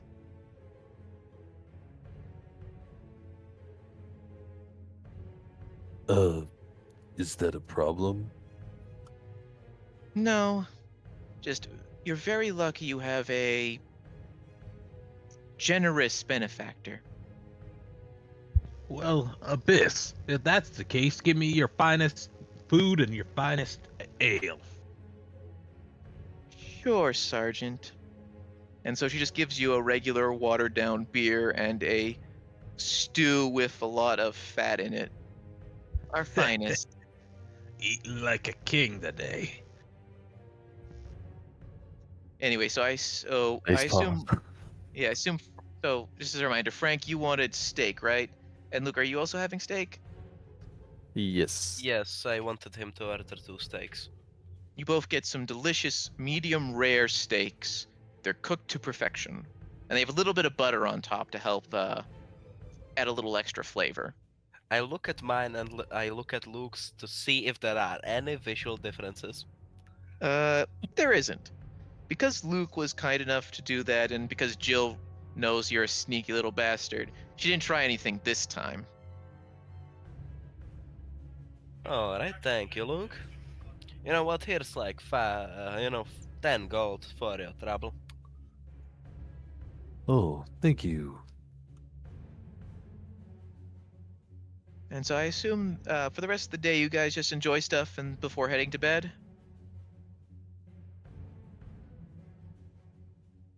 Fine by me, I guess. Yeah, more or less. Yeah. Okay, so you guys go to bed, and everything's fine for the most part, but while you guys are sleeping deep in your dreams, I want you all to quickly roll a wisdom save for me.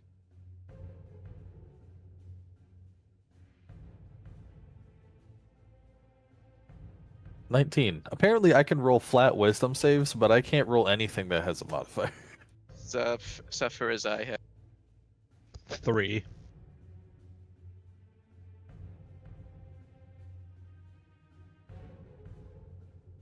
Okay. Unfortunately, Luke, that flat 19 isn't enough. All of you have the same dream. In fact, you guys all see each other in this dream. You're in Varrock Center, and everything around you is on fire. You you see flames dancing off the buildings. Everything is engulfed them. And the streets are lined with bodies. And ahead of you at Varrock Castle, sitting atop of it like a throne, is a shadowy figure. You can't quite make out their full features as the flames play tricks on your eyes, but you can definitely see a pair of glowing yellow eyes from the shadowy figure, and he's staring right at you all. As he lifts his hand and a flame begins to sputter in it, you hear him say, "May chaos take the world. May chaos take the world."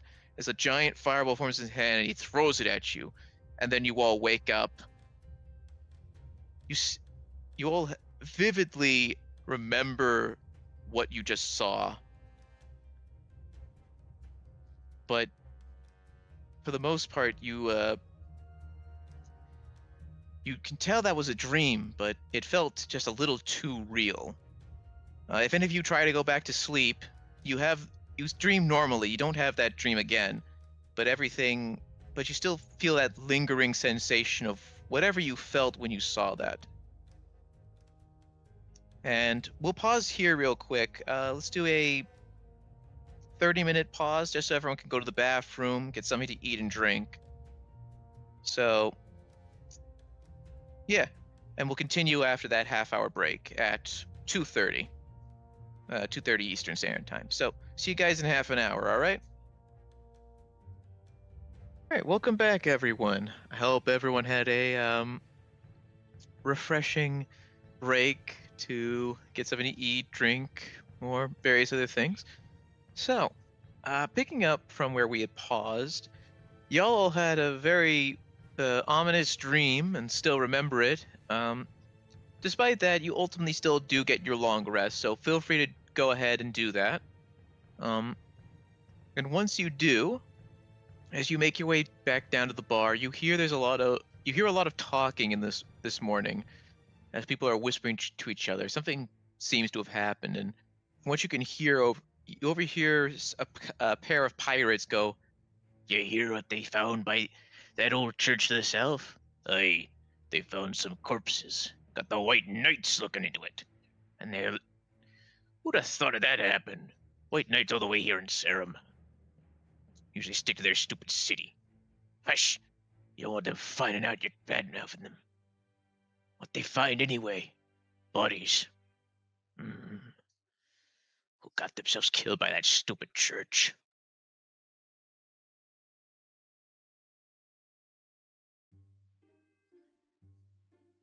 Um, any response to the rumblings you've been hearing, or do you guys just want to get something to drink and then head home? I will go towards the parents and say, "Oi, mates. What bodies? How did they die and such?" Pirates look at you for a sec and go, "Ah, Frank. You know, it's weird. We're used to you being behind the counter. Uh, we don't really know much about how they died. We just know there were some archaeologists. Pair of them found dead. Oh, the White Knights have the place cordoned off. No one's getting near it at all. Don't know what else to tell you. But everyone's a little on edge. Don't see the White Knights come down here that often." Yeah, that makes sense. Thank you for the info, boys. Have a good morning. And I You too, walk out. mate.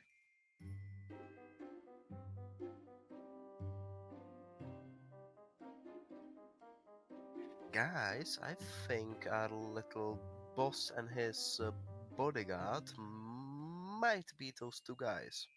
those two dead bodies.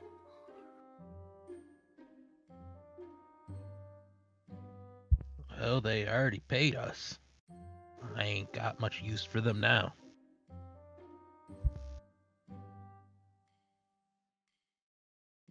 Yeah, but I would still like to find out what the fuck is murdering people in my good old town, you know? Like, it's not very nice that there's murder going on, especially with what's going on the sea. Hmm. You both, you both make valid points.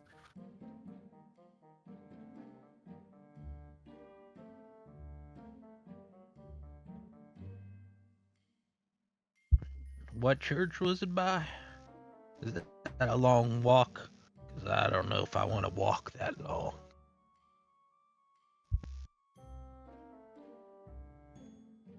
I'll buy you a drink if you go with me. I'm sold. Good. Here, take 25 gold for the good old Asgardian ale. I take it and I put it in my bag.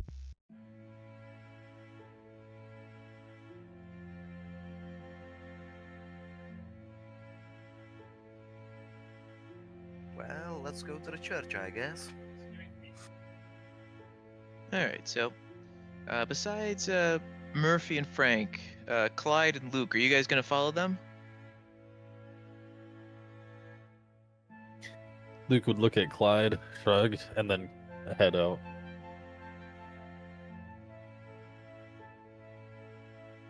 Alright, so you guys all make your way back to the church you were at earlier, and just like the pirate said, you see white knights swarming the area.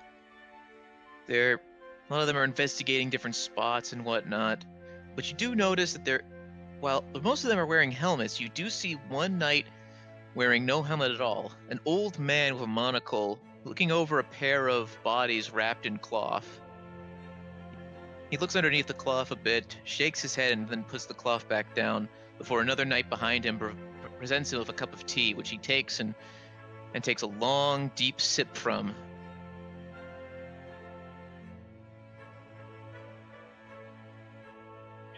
I would like to go towards the tea drinking guy, the British man.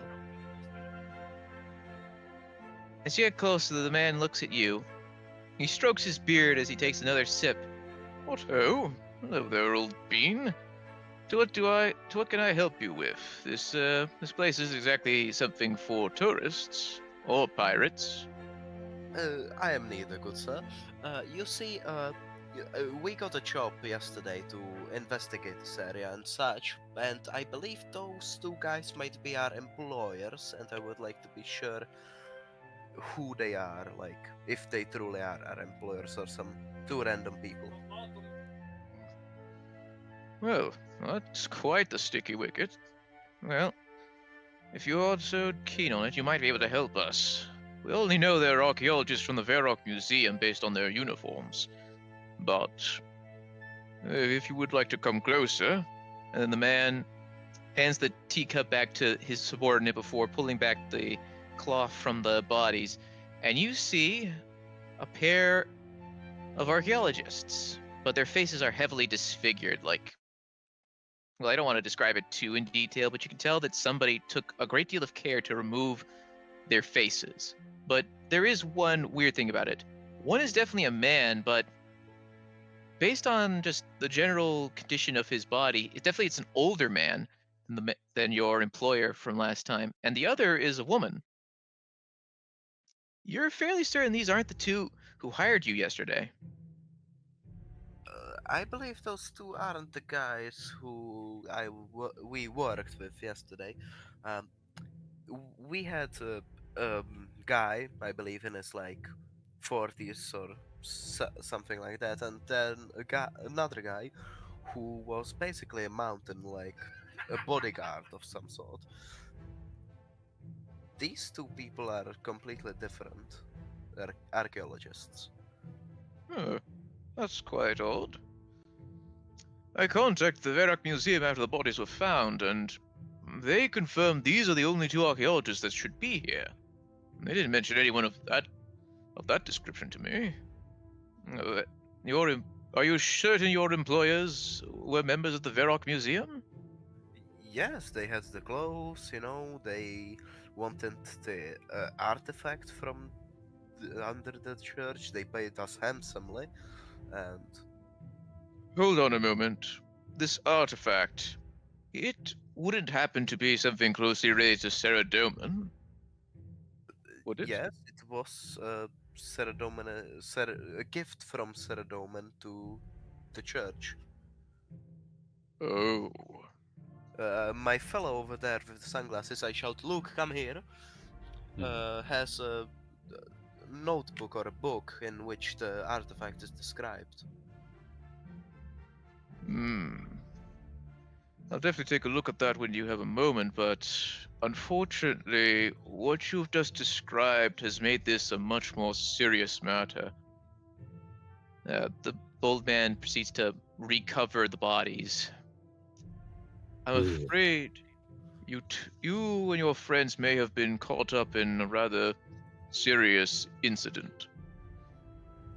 But I should probably introduce myself. I am Certification. Rather important fellow back in Falador. I came here to investigate this because the deaths.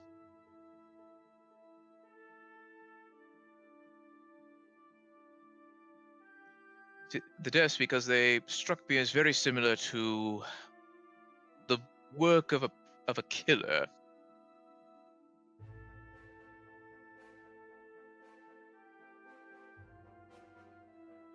What killer exactly, good sir? Well, he doesn't have a name. We only have called him the Destroyer. He is a master of disguise and, frankly, a brutal killer.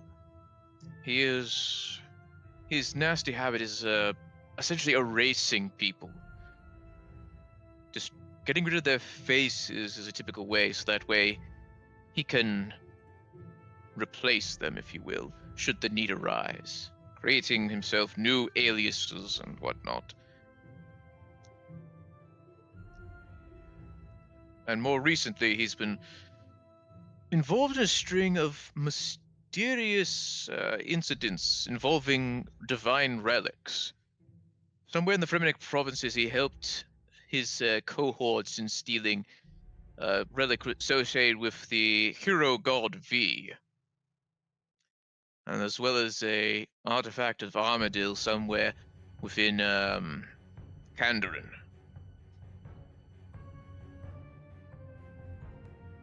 Luke, what is the name of our employer?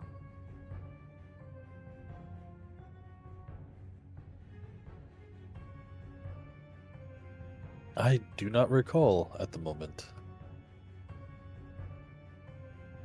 Sir Clyde, could you tell me that? Because I might have dementia, you know?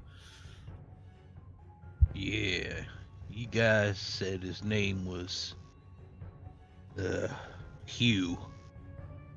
Hugh Darrow. Oh, thank you.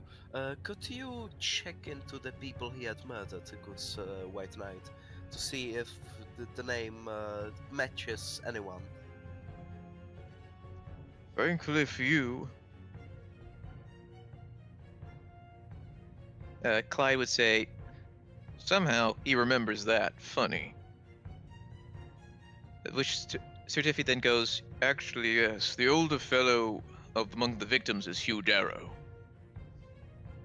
Then that must be your serial killer who took his identity to give us the job. Yes. You said he's Fremennik, right? Wasn't that big guy Fremennik with the Hugh Darrow?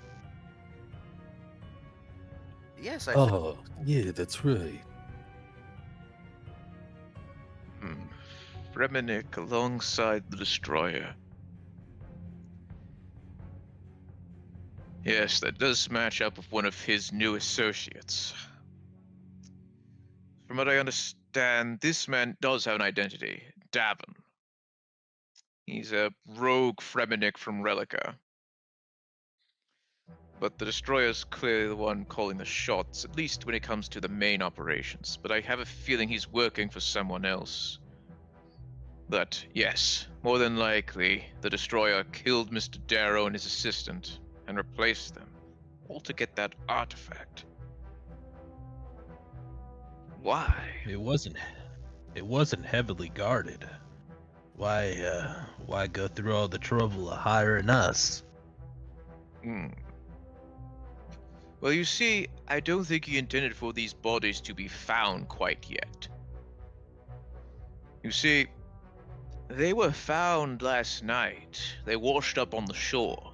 It seems our killer intended to have them disappear into the ocean, but they washed up and some sailors found them. We got the alert, and more than likely, he was setting you four up for the fall when the Varrock Museum found out that the artifact they were hoping to retrieve was taken already.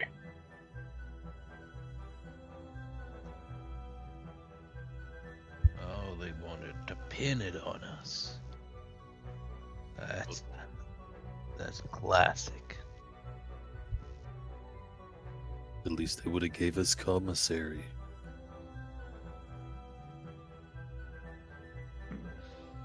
This is rather concerning. You four, you wouldn't happen to be interested in helping me, would you? Well, it depends. Is there some kind of pay to it, you know?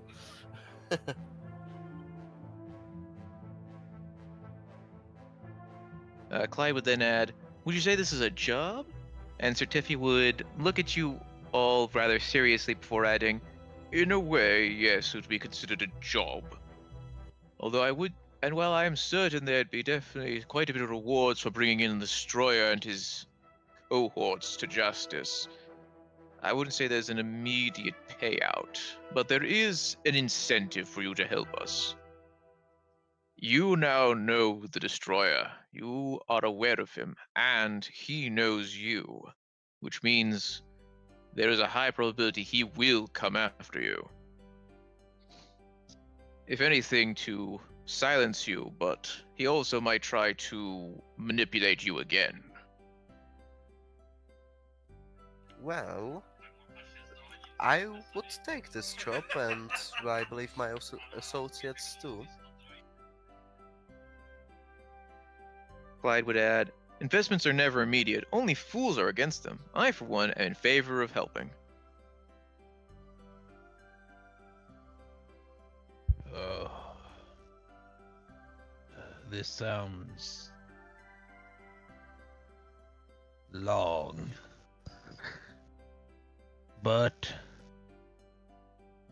I think maybe adventuring could be my calling.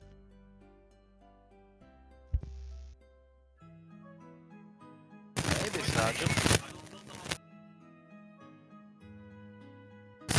So, Tiffy. You're breaking up there, Rudy. Hey, getting staticky. Better? Hey, what were you trying to Sounds say? better now. Is it good now? Yeah. Okay. Sir Tiffy, so do we have a deal? Do we help you find the destroyer? Well, I suppose we should probably ask your final tall and rather interesting-looking friend here. Are you also interested? He's looking at you, Luke. I'm interesting looking friend, damn. Sure. Count me in. Well then, I think this is a sort of a wonderful partnership. Yes, you four are bound to be quite helpful in this. Not only because you've seen him in his disguise, well, it'll make it a little easier for you to lure him out. If he knows you're on his tail, he might slip up. But I suppose we should then focus on a plan of action. All I know about him recently is that he's taken an interest in artifacts connected to the gods.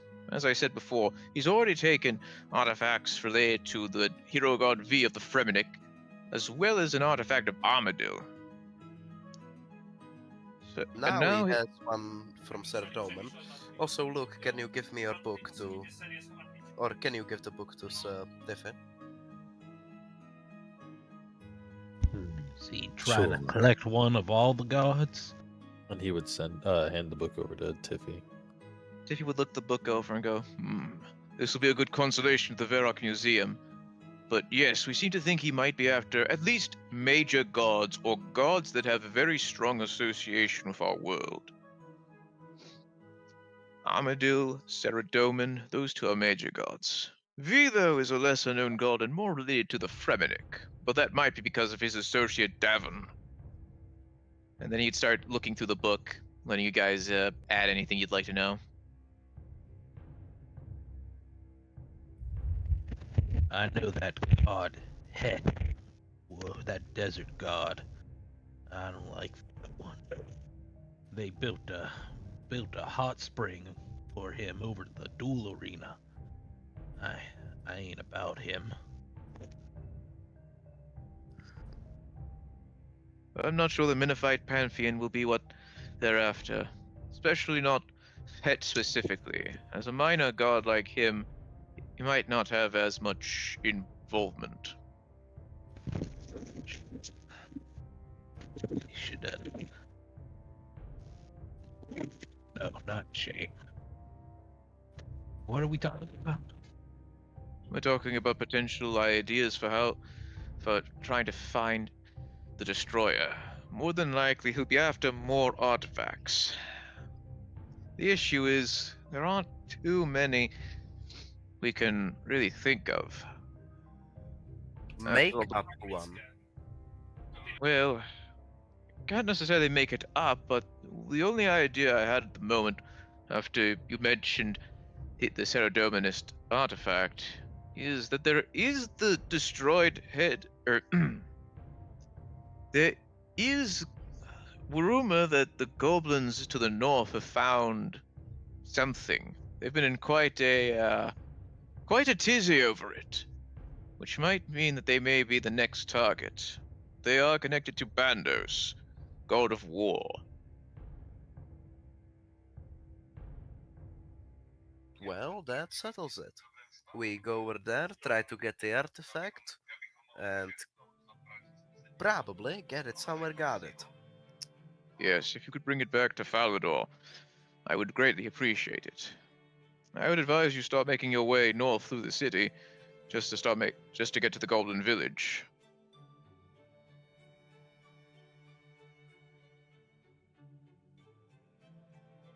What do you say, guys? Do we go to the Goblin Village right now? Or do we, like, get breakfast or something?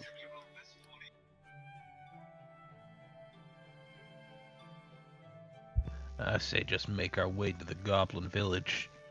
I knew a few goblins back in my day at arms. They're pretty alright. Away we go, I say, Clyde adds. Alright, Luke.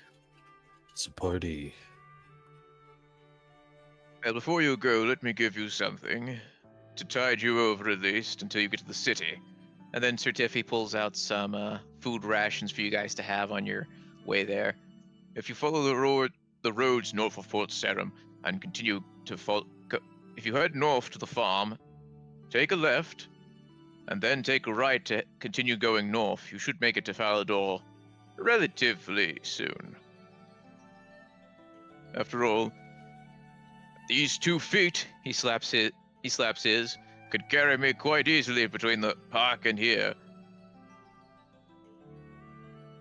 Well, so thank you for the rations, and I believe we will be on our way. Best of luck, and be careful. We have reason to believe that the Destroyer has other associates, besides Davon. So stay on your guard. Thank you for the warning. Alright, so I assume you guys are going to start making your way towards Falador then.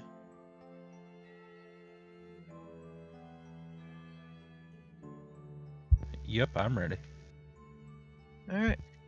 So as you guys start making your way through the port to get to the road north of it, you see a lot of the crew for different ships getting ready to set out, as well as various other dock workers cleaning things up. As you make your way past the rusty anchor, you get this. You see a priest walk past you. Um, she stops and then looks at you guys before going, "A moment, if you would."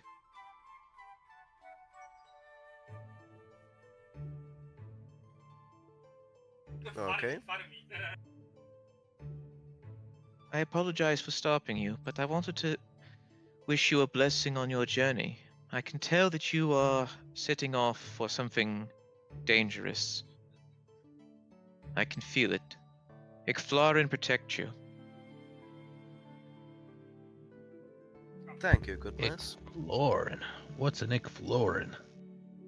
The Mennephite god of the dead. Oh, one of them sand gods.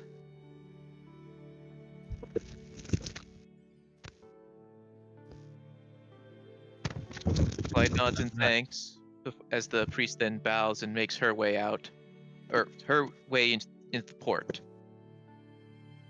I don't accept no sand god's prayers. They love me.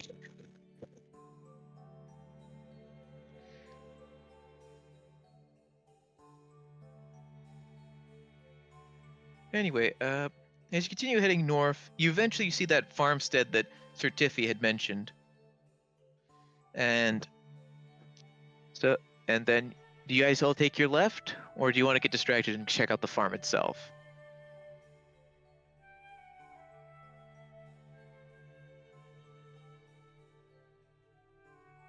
I believe Frank would just go left.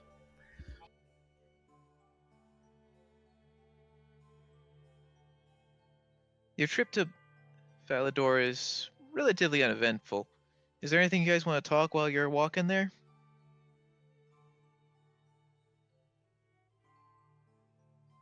How'd you lose your eye there, Frank? Well, you see, Sergeant, I didn't, and I pull aside the eye patch. Just wear it for stylistic purposes. What's wrong with you kids today? I lift mine up to reveal an empty socket. I wear mine 'cause I lost my eye. I thought that's what everyone did.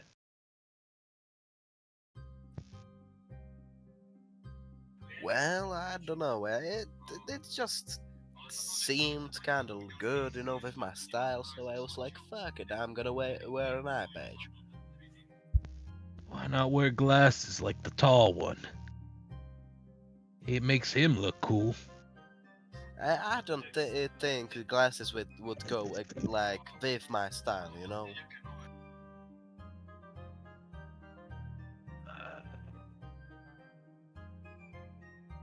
Just a little We just, misleading, that's all.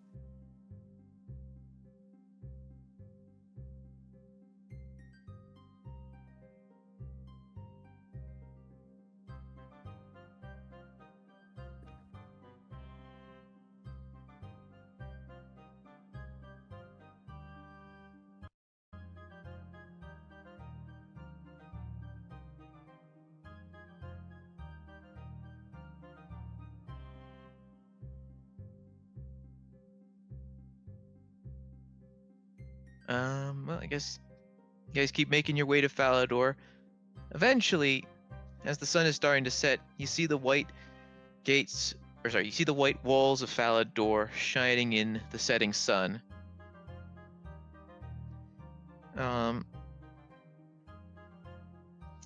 Entering the city, the guards give you a look over, but otherwise leave you alone. But you get the sense that you probably should stop here for the night. Where do you guys want to go? You guys know when it ends, we could stay at. I ain't been to Falador in a while, but I say we stay anywhere that's got alcohol.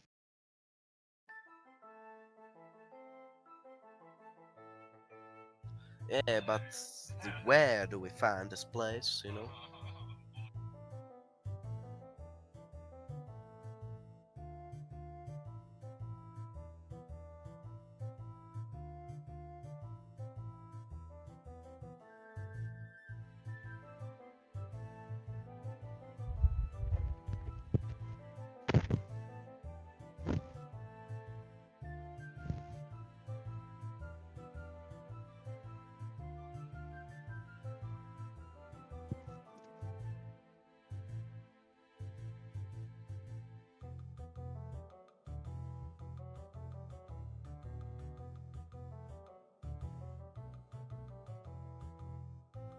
I'm not super well versed on inns. I say we just go wandering around looking for it, I suppose, unless someone knows where a specific one is.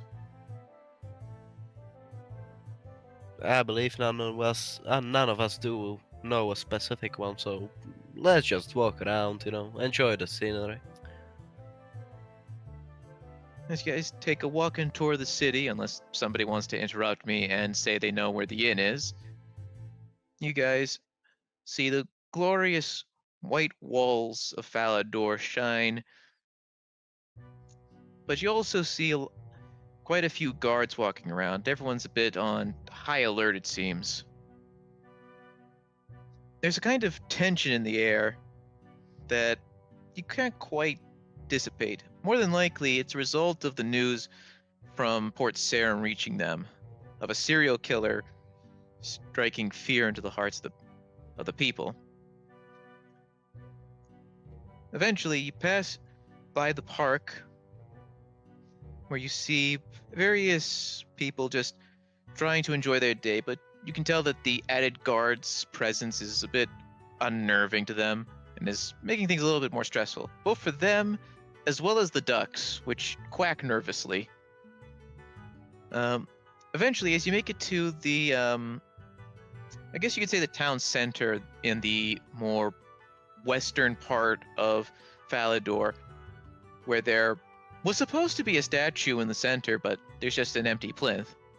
You see the Rising Sun Inn, and you can see plenty of people enjoying a lovely drink there. I reckon we should go there. Looks perfect to me. I see drinking people.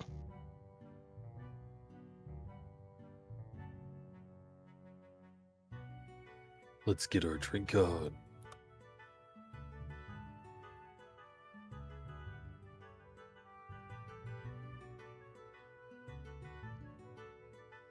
As you guys make your way into the Rising Sun, and you see it's pretty busy today.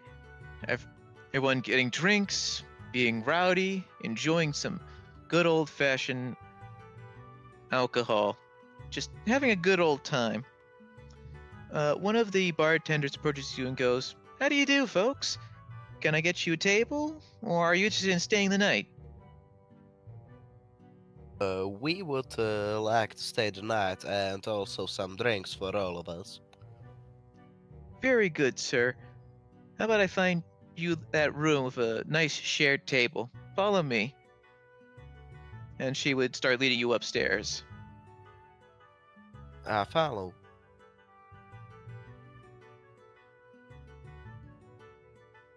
Eventually, she shows you to a room with 4 beds and a nice central table for you guys to stay the night. And she goes, "All right, so it's going to be 100 for the night, plus 3 gold pieces for any drinks you want. So we have Asgardian Ale, Wizard's Mind Bomb, and a Dwarven Stout, as well as just generic beers.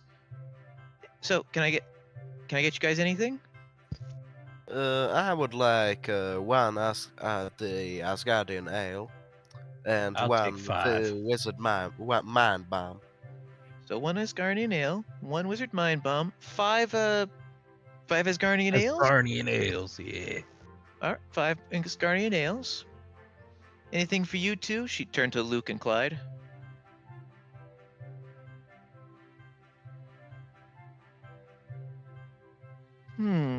I'll take a Cider. mud bomb. Oh, sorry. Let me. Clyde would ask, "Do you have any cider?" And the bartender would go, "I'll have to take a look. That'll cost 5 coins instead of 3." And what'd you say, Luke? A mind bomb. And 1 mind bomb. All right, so that's a total of,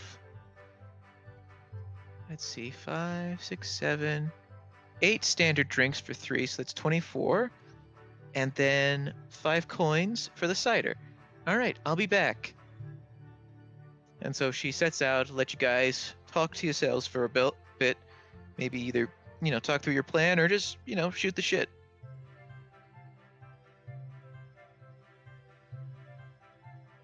Cider. What grown man orders cider?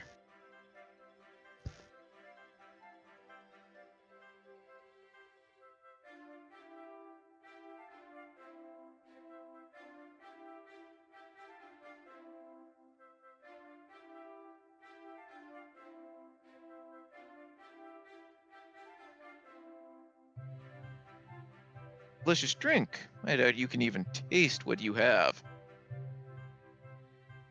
I've had cider before, but there's always been alcohol in it. It's okay, but nothing beats a classic.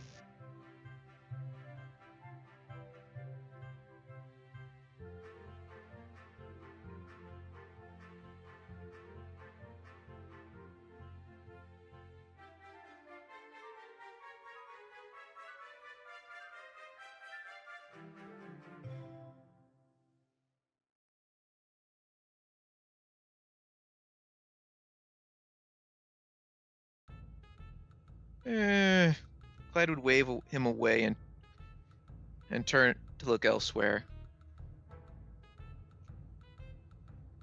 As he does that, the bartender arrives. She places a glass of cider down by Clyde, the wizard mind bomb for Luke, the wizard mind bomb and Asgardian ale for for Frank, and then 5 glasses for the sergeant.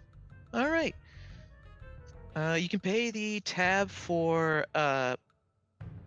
the room when you check out tomorrow. Enjoy your night, and feel free to come down and ask for any more drinks or food. And then she steps out and leaves you guys alone.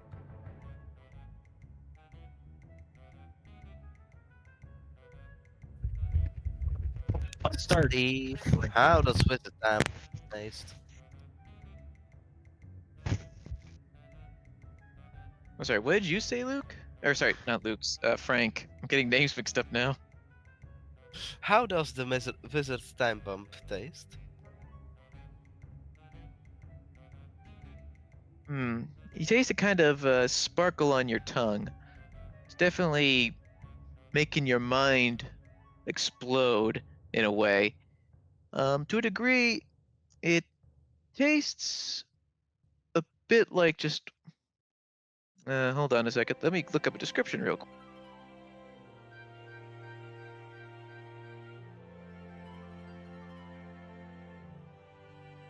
What you can say for certain is it's definitely wetting your thirst a bit.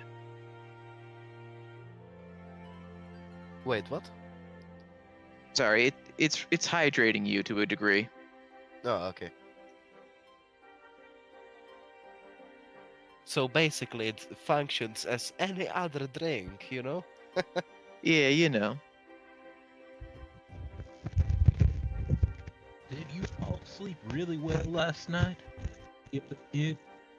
I had a really good night's sleep that day. I had some kind of a weird dream about some guy shouting, "Chaos, take the world," over and over again, you know? It wasn't very nice. Hey, I had that dream too. Based on the only description there is, the Wizard's Mind Bomb tastes a bit like fizzy, warm tap water. That definitely isn't blowing my mind. Strange. So did I. That can't just be a coincidence, right? Clyde says. Luke, did you have the same dream as the three of us?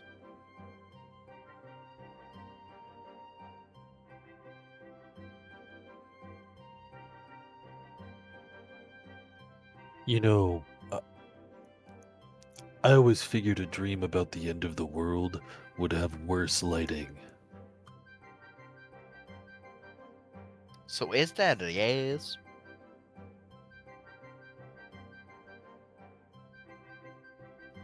Of course. Okay, so we go into like some kind of catacombs together. We work for some guy called the Destroyer, and then after we do some work for him, we go to sleep and all have the same dream about some guys shouting, "Let's chaos take the world." Do you think the Destroyer guy and the dream are connected?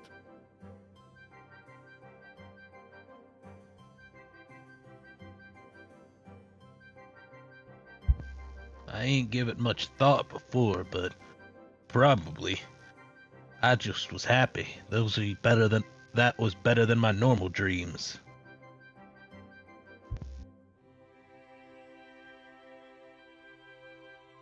Well, now I am curious. What are your normal dreams? You you ever been to ARMS before? The Army Recruitment and Mobilization Society? I point to my shirt. No, but I have been on a fucking sailor crew for some time.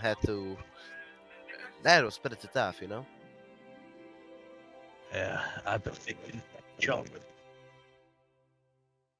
You ever see a giant like creature explode on the front lines, killing both friends and foes?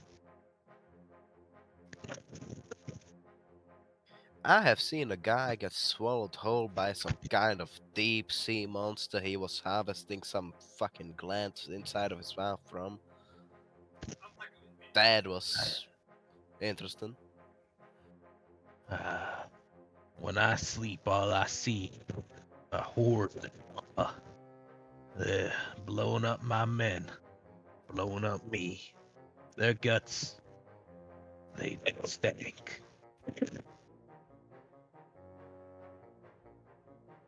Now I kind of understand why who you have a drinking problem, you know? It ain't a problem. It's the solution.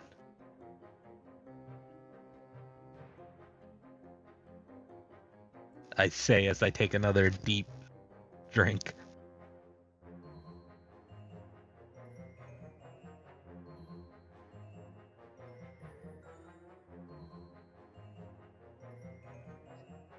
As you sip, you enjoy the warm, hoppy taste of an Asgardian ale.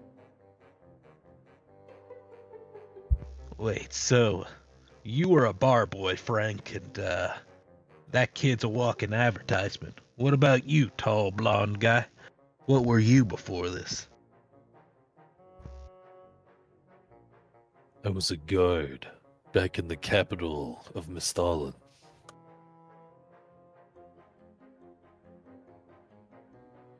A Varakian guard? I think that's the Exactly. capital. You'd be That's right. not too bad. Guard's good work. Pretty close to military work.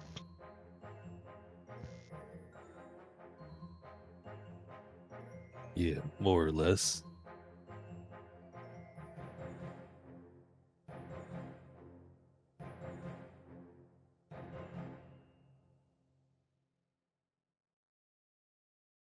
As you guys while the time away and just enjoy your drinks, eventually night falls properly if you guys get some rest. Thankfully, if you guys do go to sleep, you don't have any more weird dreams. But the memory of that one shared dream still lingers in your mind as the morning sun eventually, I guess ironically, rises up into the rising sun, illuminating the hall for making things nice and bright for you guys to wake up. If you head down, the bartender from last night isn't there, but the main bartender is waiting for you guys and goes, How was your night? Good. Same as always. Filled with champa.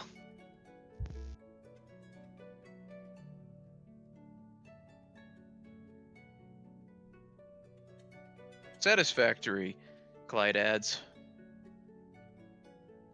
Bartender nods, and she goes, All right, that'll be 100 gold for the night.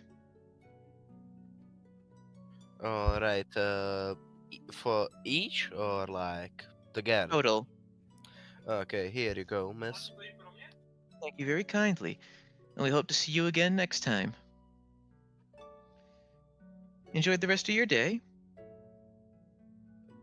And stepping out into the bright, sunny streets of Palador, you see the sun once more bouncing off the white walls, making things uncomfortably bright for early in the morning. The northern gate is nice and open for you guys to continue your journey. You guys ready to make your way out, or do you need to stop by one of the shops nearby to get some weapons, armor, healing potions, anything of value?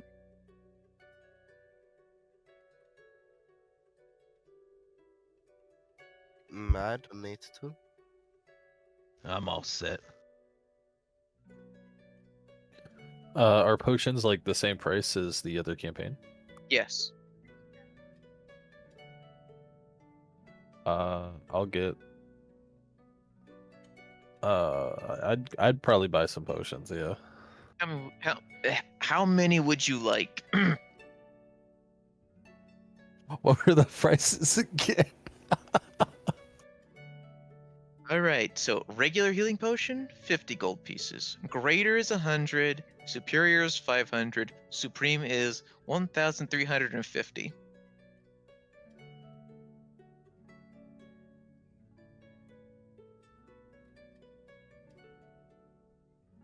Let me get.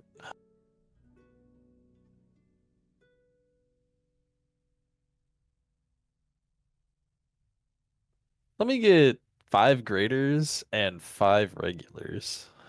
Okay, so that will be 750 gold pieces. Chow, you got it. Very nice. All right, since the rest of y'all are good, you continue your way north to Goblin Village. As you pass by a statue pointing in the direction of Falador, as well as the guidepost at the crossroads, you see a sign that says, "Go to the east to make your way to Ice Mountain, and go to the west for Taverley in the Goblin Village."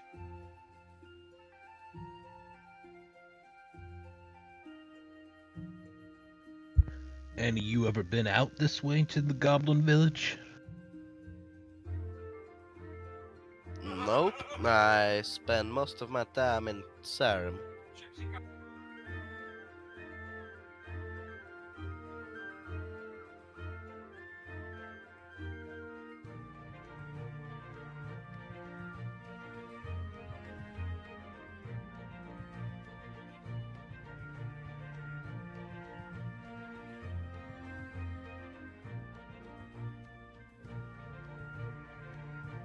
Can't say I've had a job here, yet at least.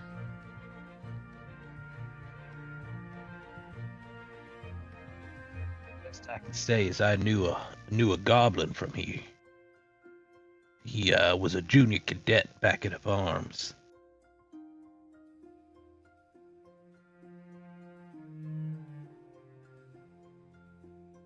Did he get blown up by the thing too? don't believe he's dead. His tactic was to charge right at the enemy, screaming, to cause them to, you know. I actually don't know what his plan was, but I don't think he's dead.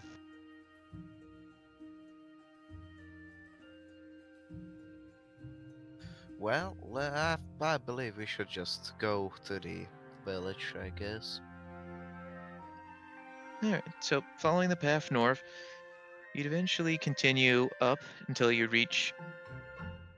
There's this big stone wall running along the western part of the area, and you eventually reach an intersection which would continue with like the proper paved road to go through that gate. But you then see a well what's the word? A well-worn road or a pathway leading further north. Not too far nearby is a stone house of that looks like a blacksmith's workshop. Based on the directions, it sounds like you guys need to continue north. So do you guys continue north?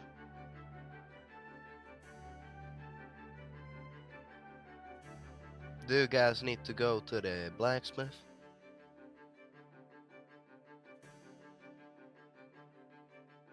Nah, I'm all good. I'm fine. Then I guess you guys keep going north. As Clyde's you typing. Oh, yeah, good call. Thank you for reminding me.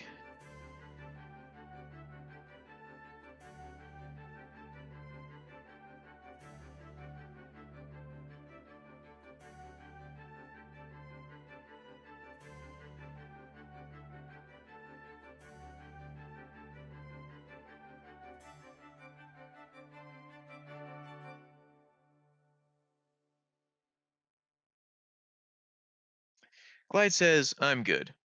And so you guys continue to head up. And so as you continue north to the Goblin Village, you start to see more forested areas, a lot of trees, and less signs of human civilization. But as you get closer, you then start hear this kind of chanting. You can't quite make it out what it is at first, but as you get closer and closer to these number of roughly made wooden buildings, you start hearing it a bit more clearer as you hear the words "Big High War God, Big High War God," and you hear an accompanying stomping to go with it in a kind of rhythmic way. As you enter the village proper, you see a number of goblins just standing around a central plinth where a kind of rusted looking mace is held upon the platform. And they're all just stomping and chanting Big High War God continuously. They haven't really noticed your arrival.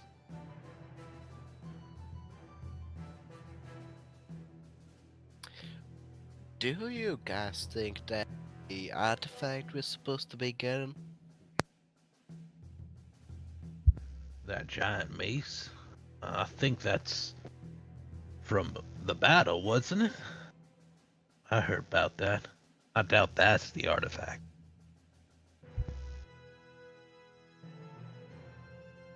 Just so you guys know, the thing that's at the center is a rusted mace that's just on a little plinth. It's a normal sized mace, not a giant one.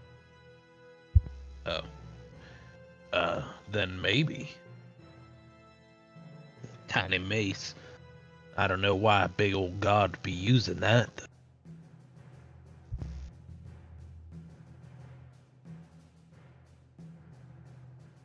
Do you think they're gonna be aggressive when we go talk to them? I haven't met any goblins in my own life, so I don't know how they would behave. Fuck it. Luke would walk towards the goblins that are chanting, and he would start singing, or not singing, chanting as well. Big High War God. As Luke says that, all the goblins turn and look at him. They're all kind of squinting at him for a bit. And then they say, human new here. You new supporter of you new follower of Big High War God? Oh, yeah. I love a big, brutish god that's all about war and kicking ass.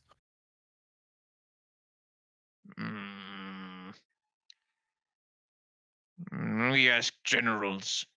And just as they say that, a couple of more heavily armored goblins step out. You see one dressed in red and one dressed in green. Um, and they look more impressive than the other goblins around there. So you get the sense these must be the generals. And they look at Luke and they're like, What you want, human? What bring you to village? We in middle of important prayer.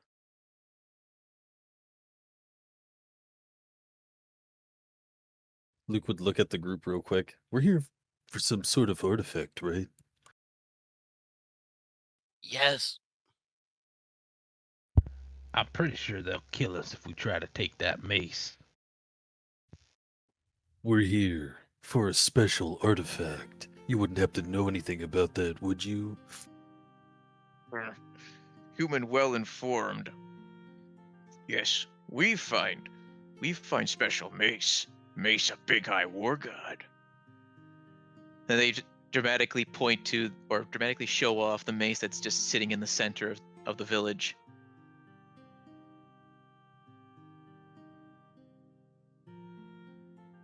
I lean towards the sergeant and Clyde and whisper,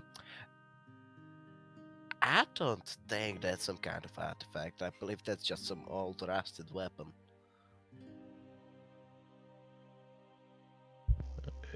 Could be. Don't look too special for me. Can't see too well from this far, though. Clyde nods and says, unfortunately, I think you're right.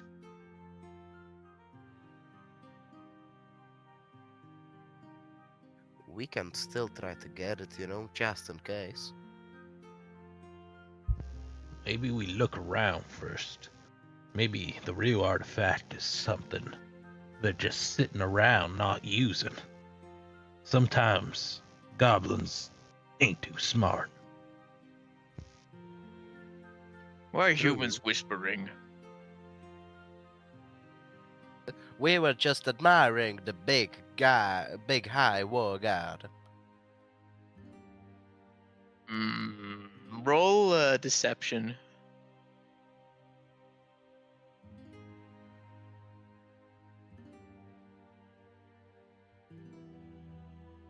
They just squint at you a little bit more, but they don't seem to see any lies and whatnot. Well, okay. If humans want to worship Big High War God, get in line and follow leader and follow everyone else. Stomp feet, chant Big High War God. We go back to business. Need to figure out new color for armor again. And the two goblin generals return back to the shack they came out of. And then the other goblins also resume their chanting and stomping. Do you guys want to inspect the artifact more particularly, or is there somewhere else you want to check out? I would like to just go through the village and look around to see if there's anything like that the goblins would think is just a piece of junk that could actually be an artifact. I would join, but walking into the village, I'd go, Luke, ad boy, investigate that mace just in case. Luke would nod and then walk up to the goblins chanting around it closer, I guess, and like inspect it or like look at it. Okay, Clyde and Luke, if you guys want to take a closer look, either roll perception or religion. Meanwhile, Frank and the sergeant are just walking around, looking around the village. Nothing really stands out too much. Goblin Village doesn't look like it has had a whole lot of new things, save for maybe a hole in the ceiling of something. Not too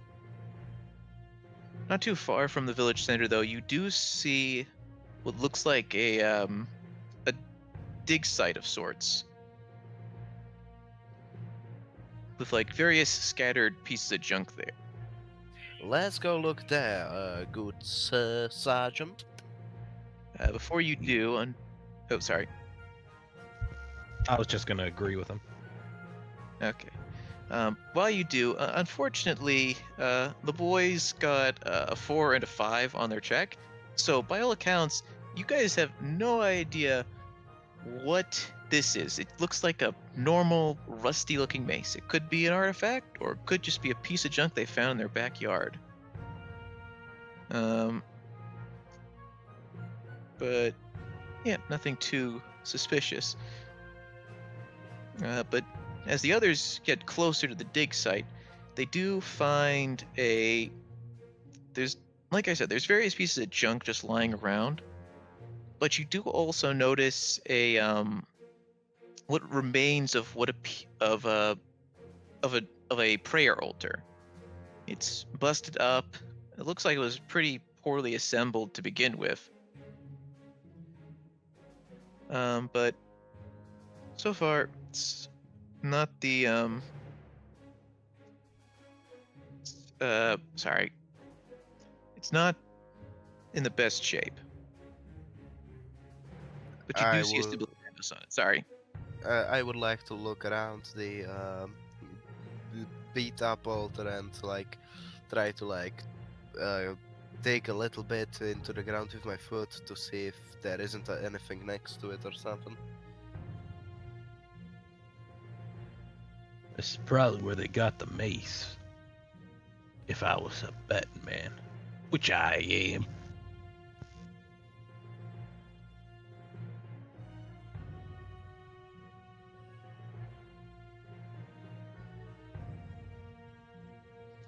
As you take a closer look next to the altar, you see some torn up books. You see some pieces of raw metal. Do me a favor and actually no.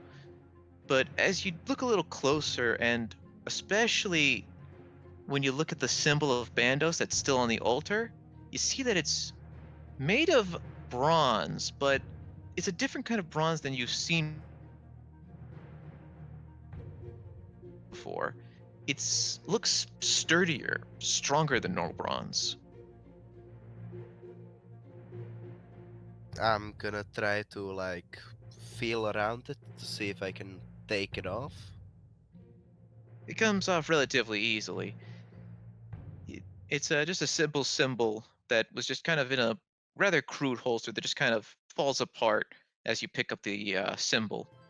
And as you hold it up and take a closer look, you see that this bronze material is fascinating. You haven't seen any kind of bronze like it before. Worst case scenario, I just sell this to some shopkeep. Anyways, that goes in the pocket. Very nice.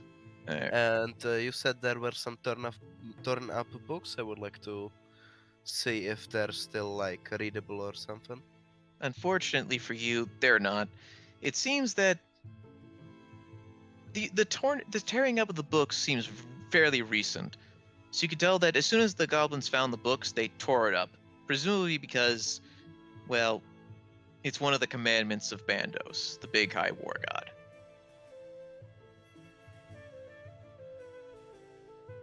Okay. I'm still gonna try to dig around a little bit in the dirt just to be sure, and if nothing comes of it, I'll just go back to the mace area.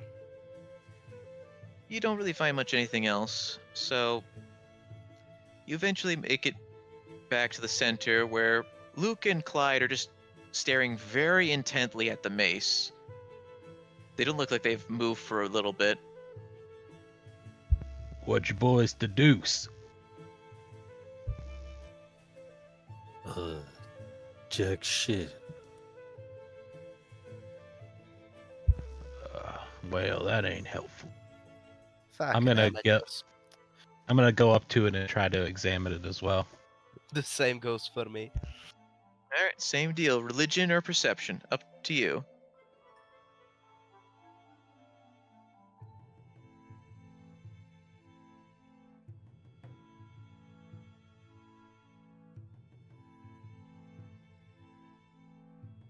Okay.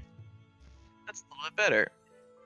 As you look closer at it, you see that the mace is also made of the same material as the symbol you found. For the little thing. It's definitely a unique kind of bronze.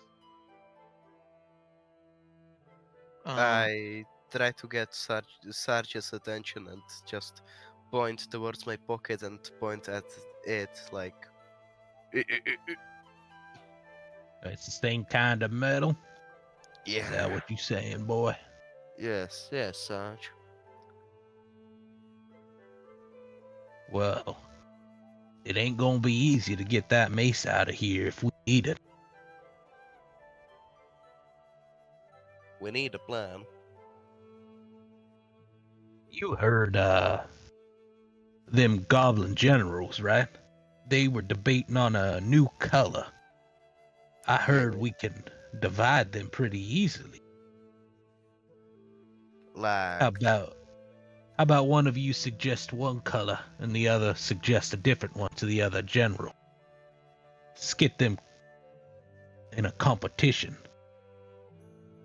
oh yeah, make them focused on like a beef between them, so they aren't that attentive or something. Yeah, that could work. I think that's the play here.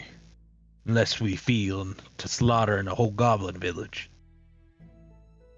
Let's wait until the next day, like at night, we try to look if it's guarded or not. And worst case scenario, tomorrow we are gonna do your plan, Sarge. Sounds good. We should take up residence in the hills until we can see how well guarded it is. Good plan. So, you guys want to go talk to the goblin generals? No, we're gonna go camp and watch, see how if they guard it at night. Okay. There's plenty of dense. There's plenty of wooded areas around the goblin village. You notice that nearby, there's a little pathway that leads up to the side of the mountain, for that would have a nice overlook for the village.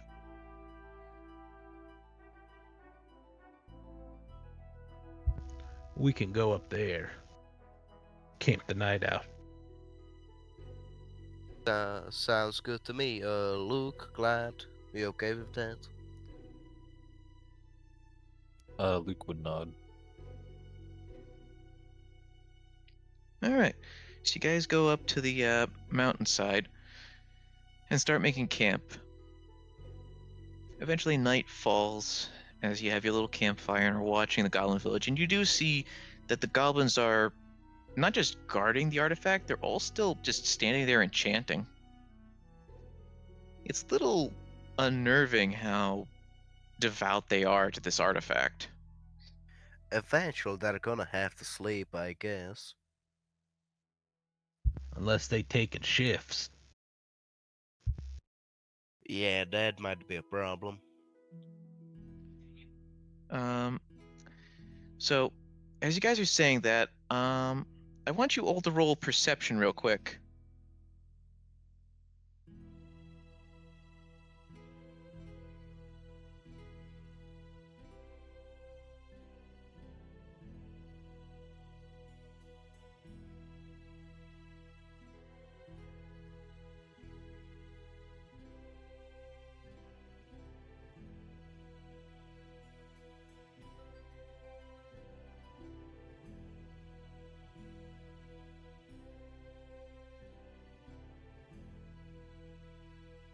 Well, those were terrible perception rolls, but uh, yes, yes, he is.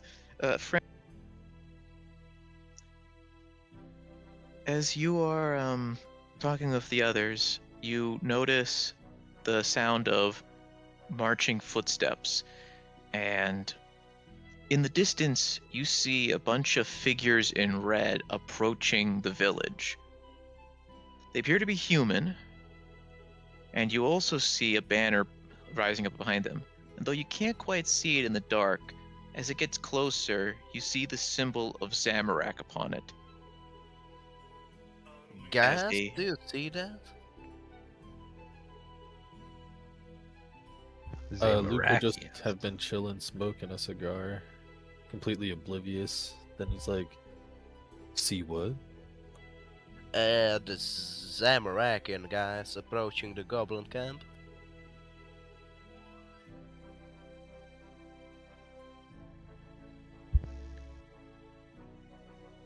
I ain't reckon they're here for anything good. Luke would head over to y'all, peering out.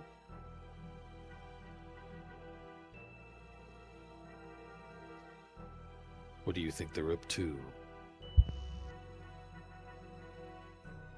I don't know, maybe recruiting the goblins for into the Zamarakian culture, or I don't know. I think anyone thinks it's wise to attempt to persuade a goblin to abandon Bandos.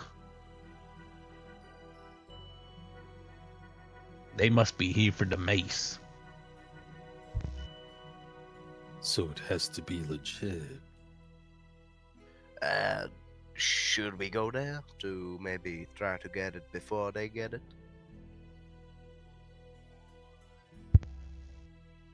We're gonna have to The convince these. Zamarakians. Oh, I'm sorry. Go ahead. We'll have to convince these goblins to let us take it. But I can't see that happening easily. Well, we don't have to convince them. But I believe the Zamarakians aren't gonna be trying to convince them either. They're gonna be trying to take it by force. So we let the goblins and the Zamarakians fight, and then we slip in, take the mace, and slip out. Luke would nod at that idea. You might be. That's onto gonna something. be. That'll gonna be a dangerous mission to get that mace out of there. Clyde, I'll give you 5 gold to do it. Consider Glide, this a job. Glide was nodding his head, and as for his response to whether he's in for it, let's see.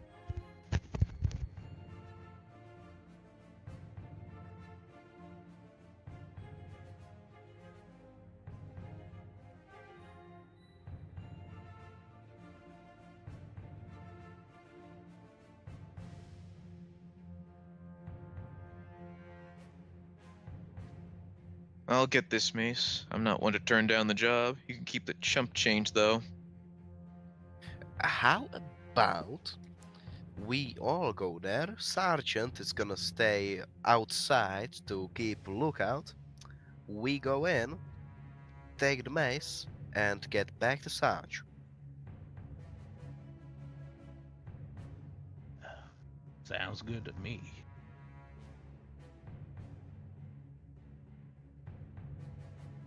We don't have no quick getaway, though, if things turn sour.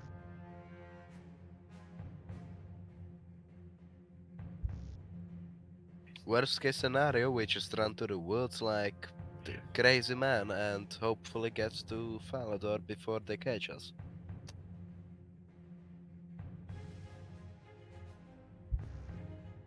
Alright then, let's wait for those Zamarakians to get to the village and see if they cause a ruckus. Alright. So, as you guys get into position, with the sergeant staying back a bit, see the goblins all turn towards the gate, and you start hearing a gong being played, as the Gauls proceed to pick up their weapons and start preparing to engage the Zamorakians, who are now rushing through the gates. A melee ensues between the two. And as you guys are then, with the goblins distracted with the cultists, you guys begin sneaking over to the mace, only to see a small group of Zamorakian cultists also approaching the mace. Let's scare those bastards. So unfortunately, we're going to pause here before initiative starts, since it's pretty late, and this is probably going to be. So we'll start off with combat next time. So this is where we'll wrap up. Thank you guys for playing, and thank everyone for watching. We'll see you all next time. Thank you for the session, Steve. Yeah, good stuff. Yep, thank you. Yeah, sorry about towards the end though. Thank Getting a little distracted. But yeah, take care. No worries. See ya. Sayonara.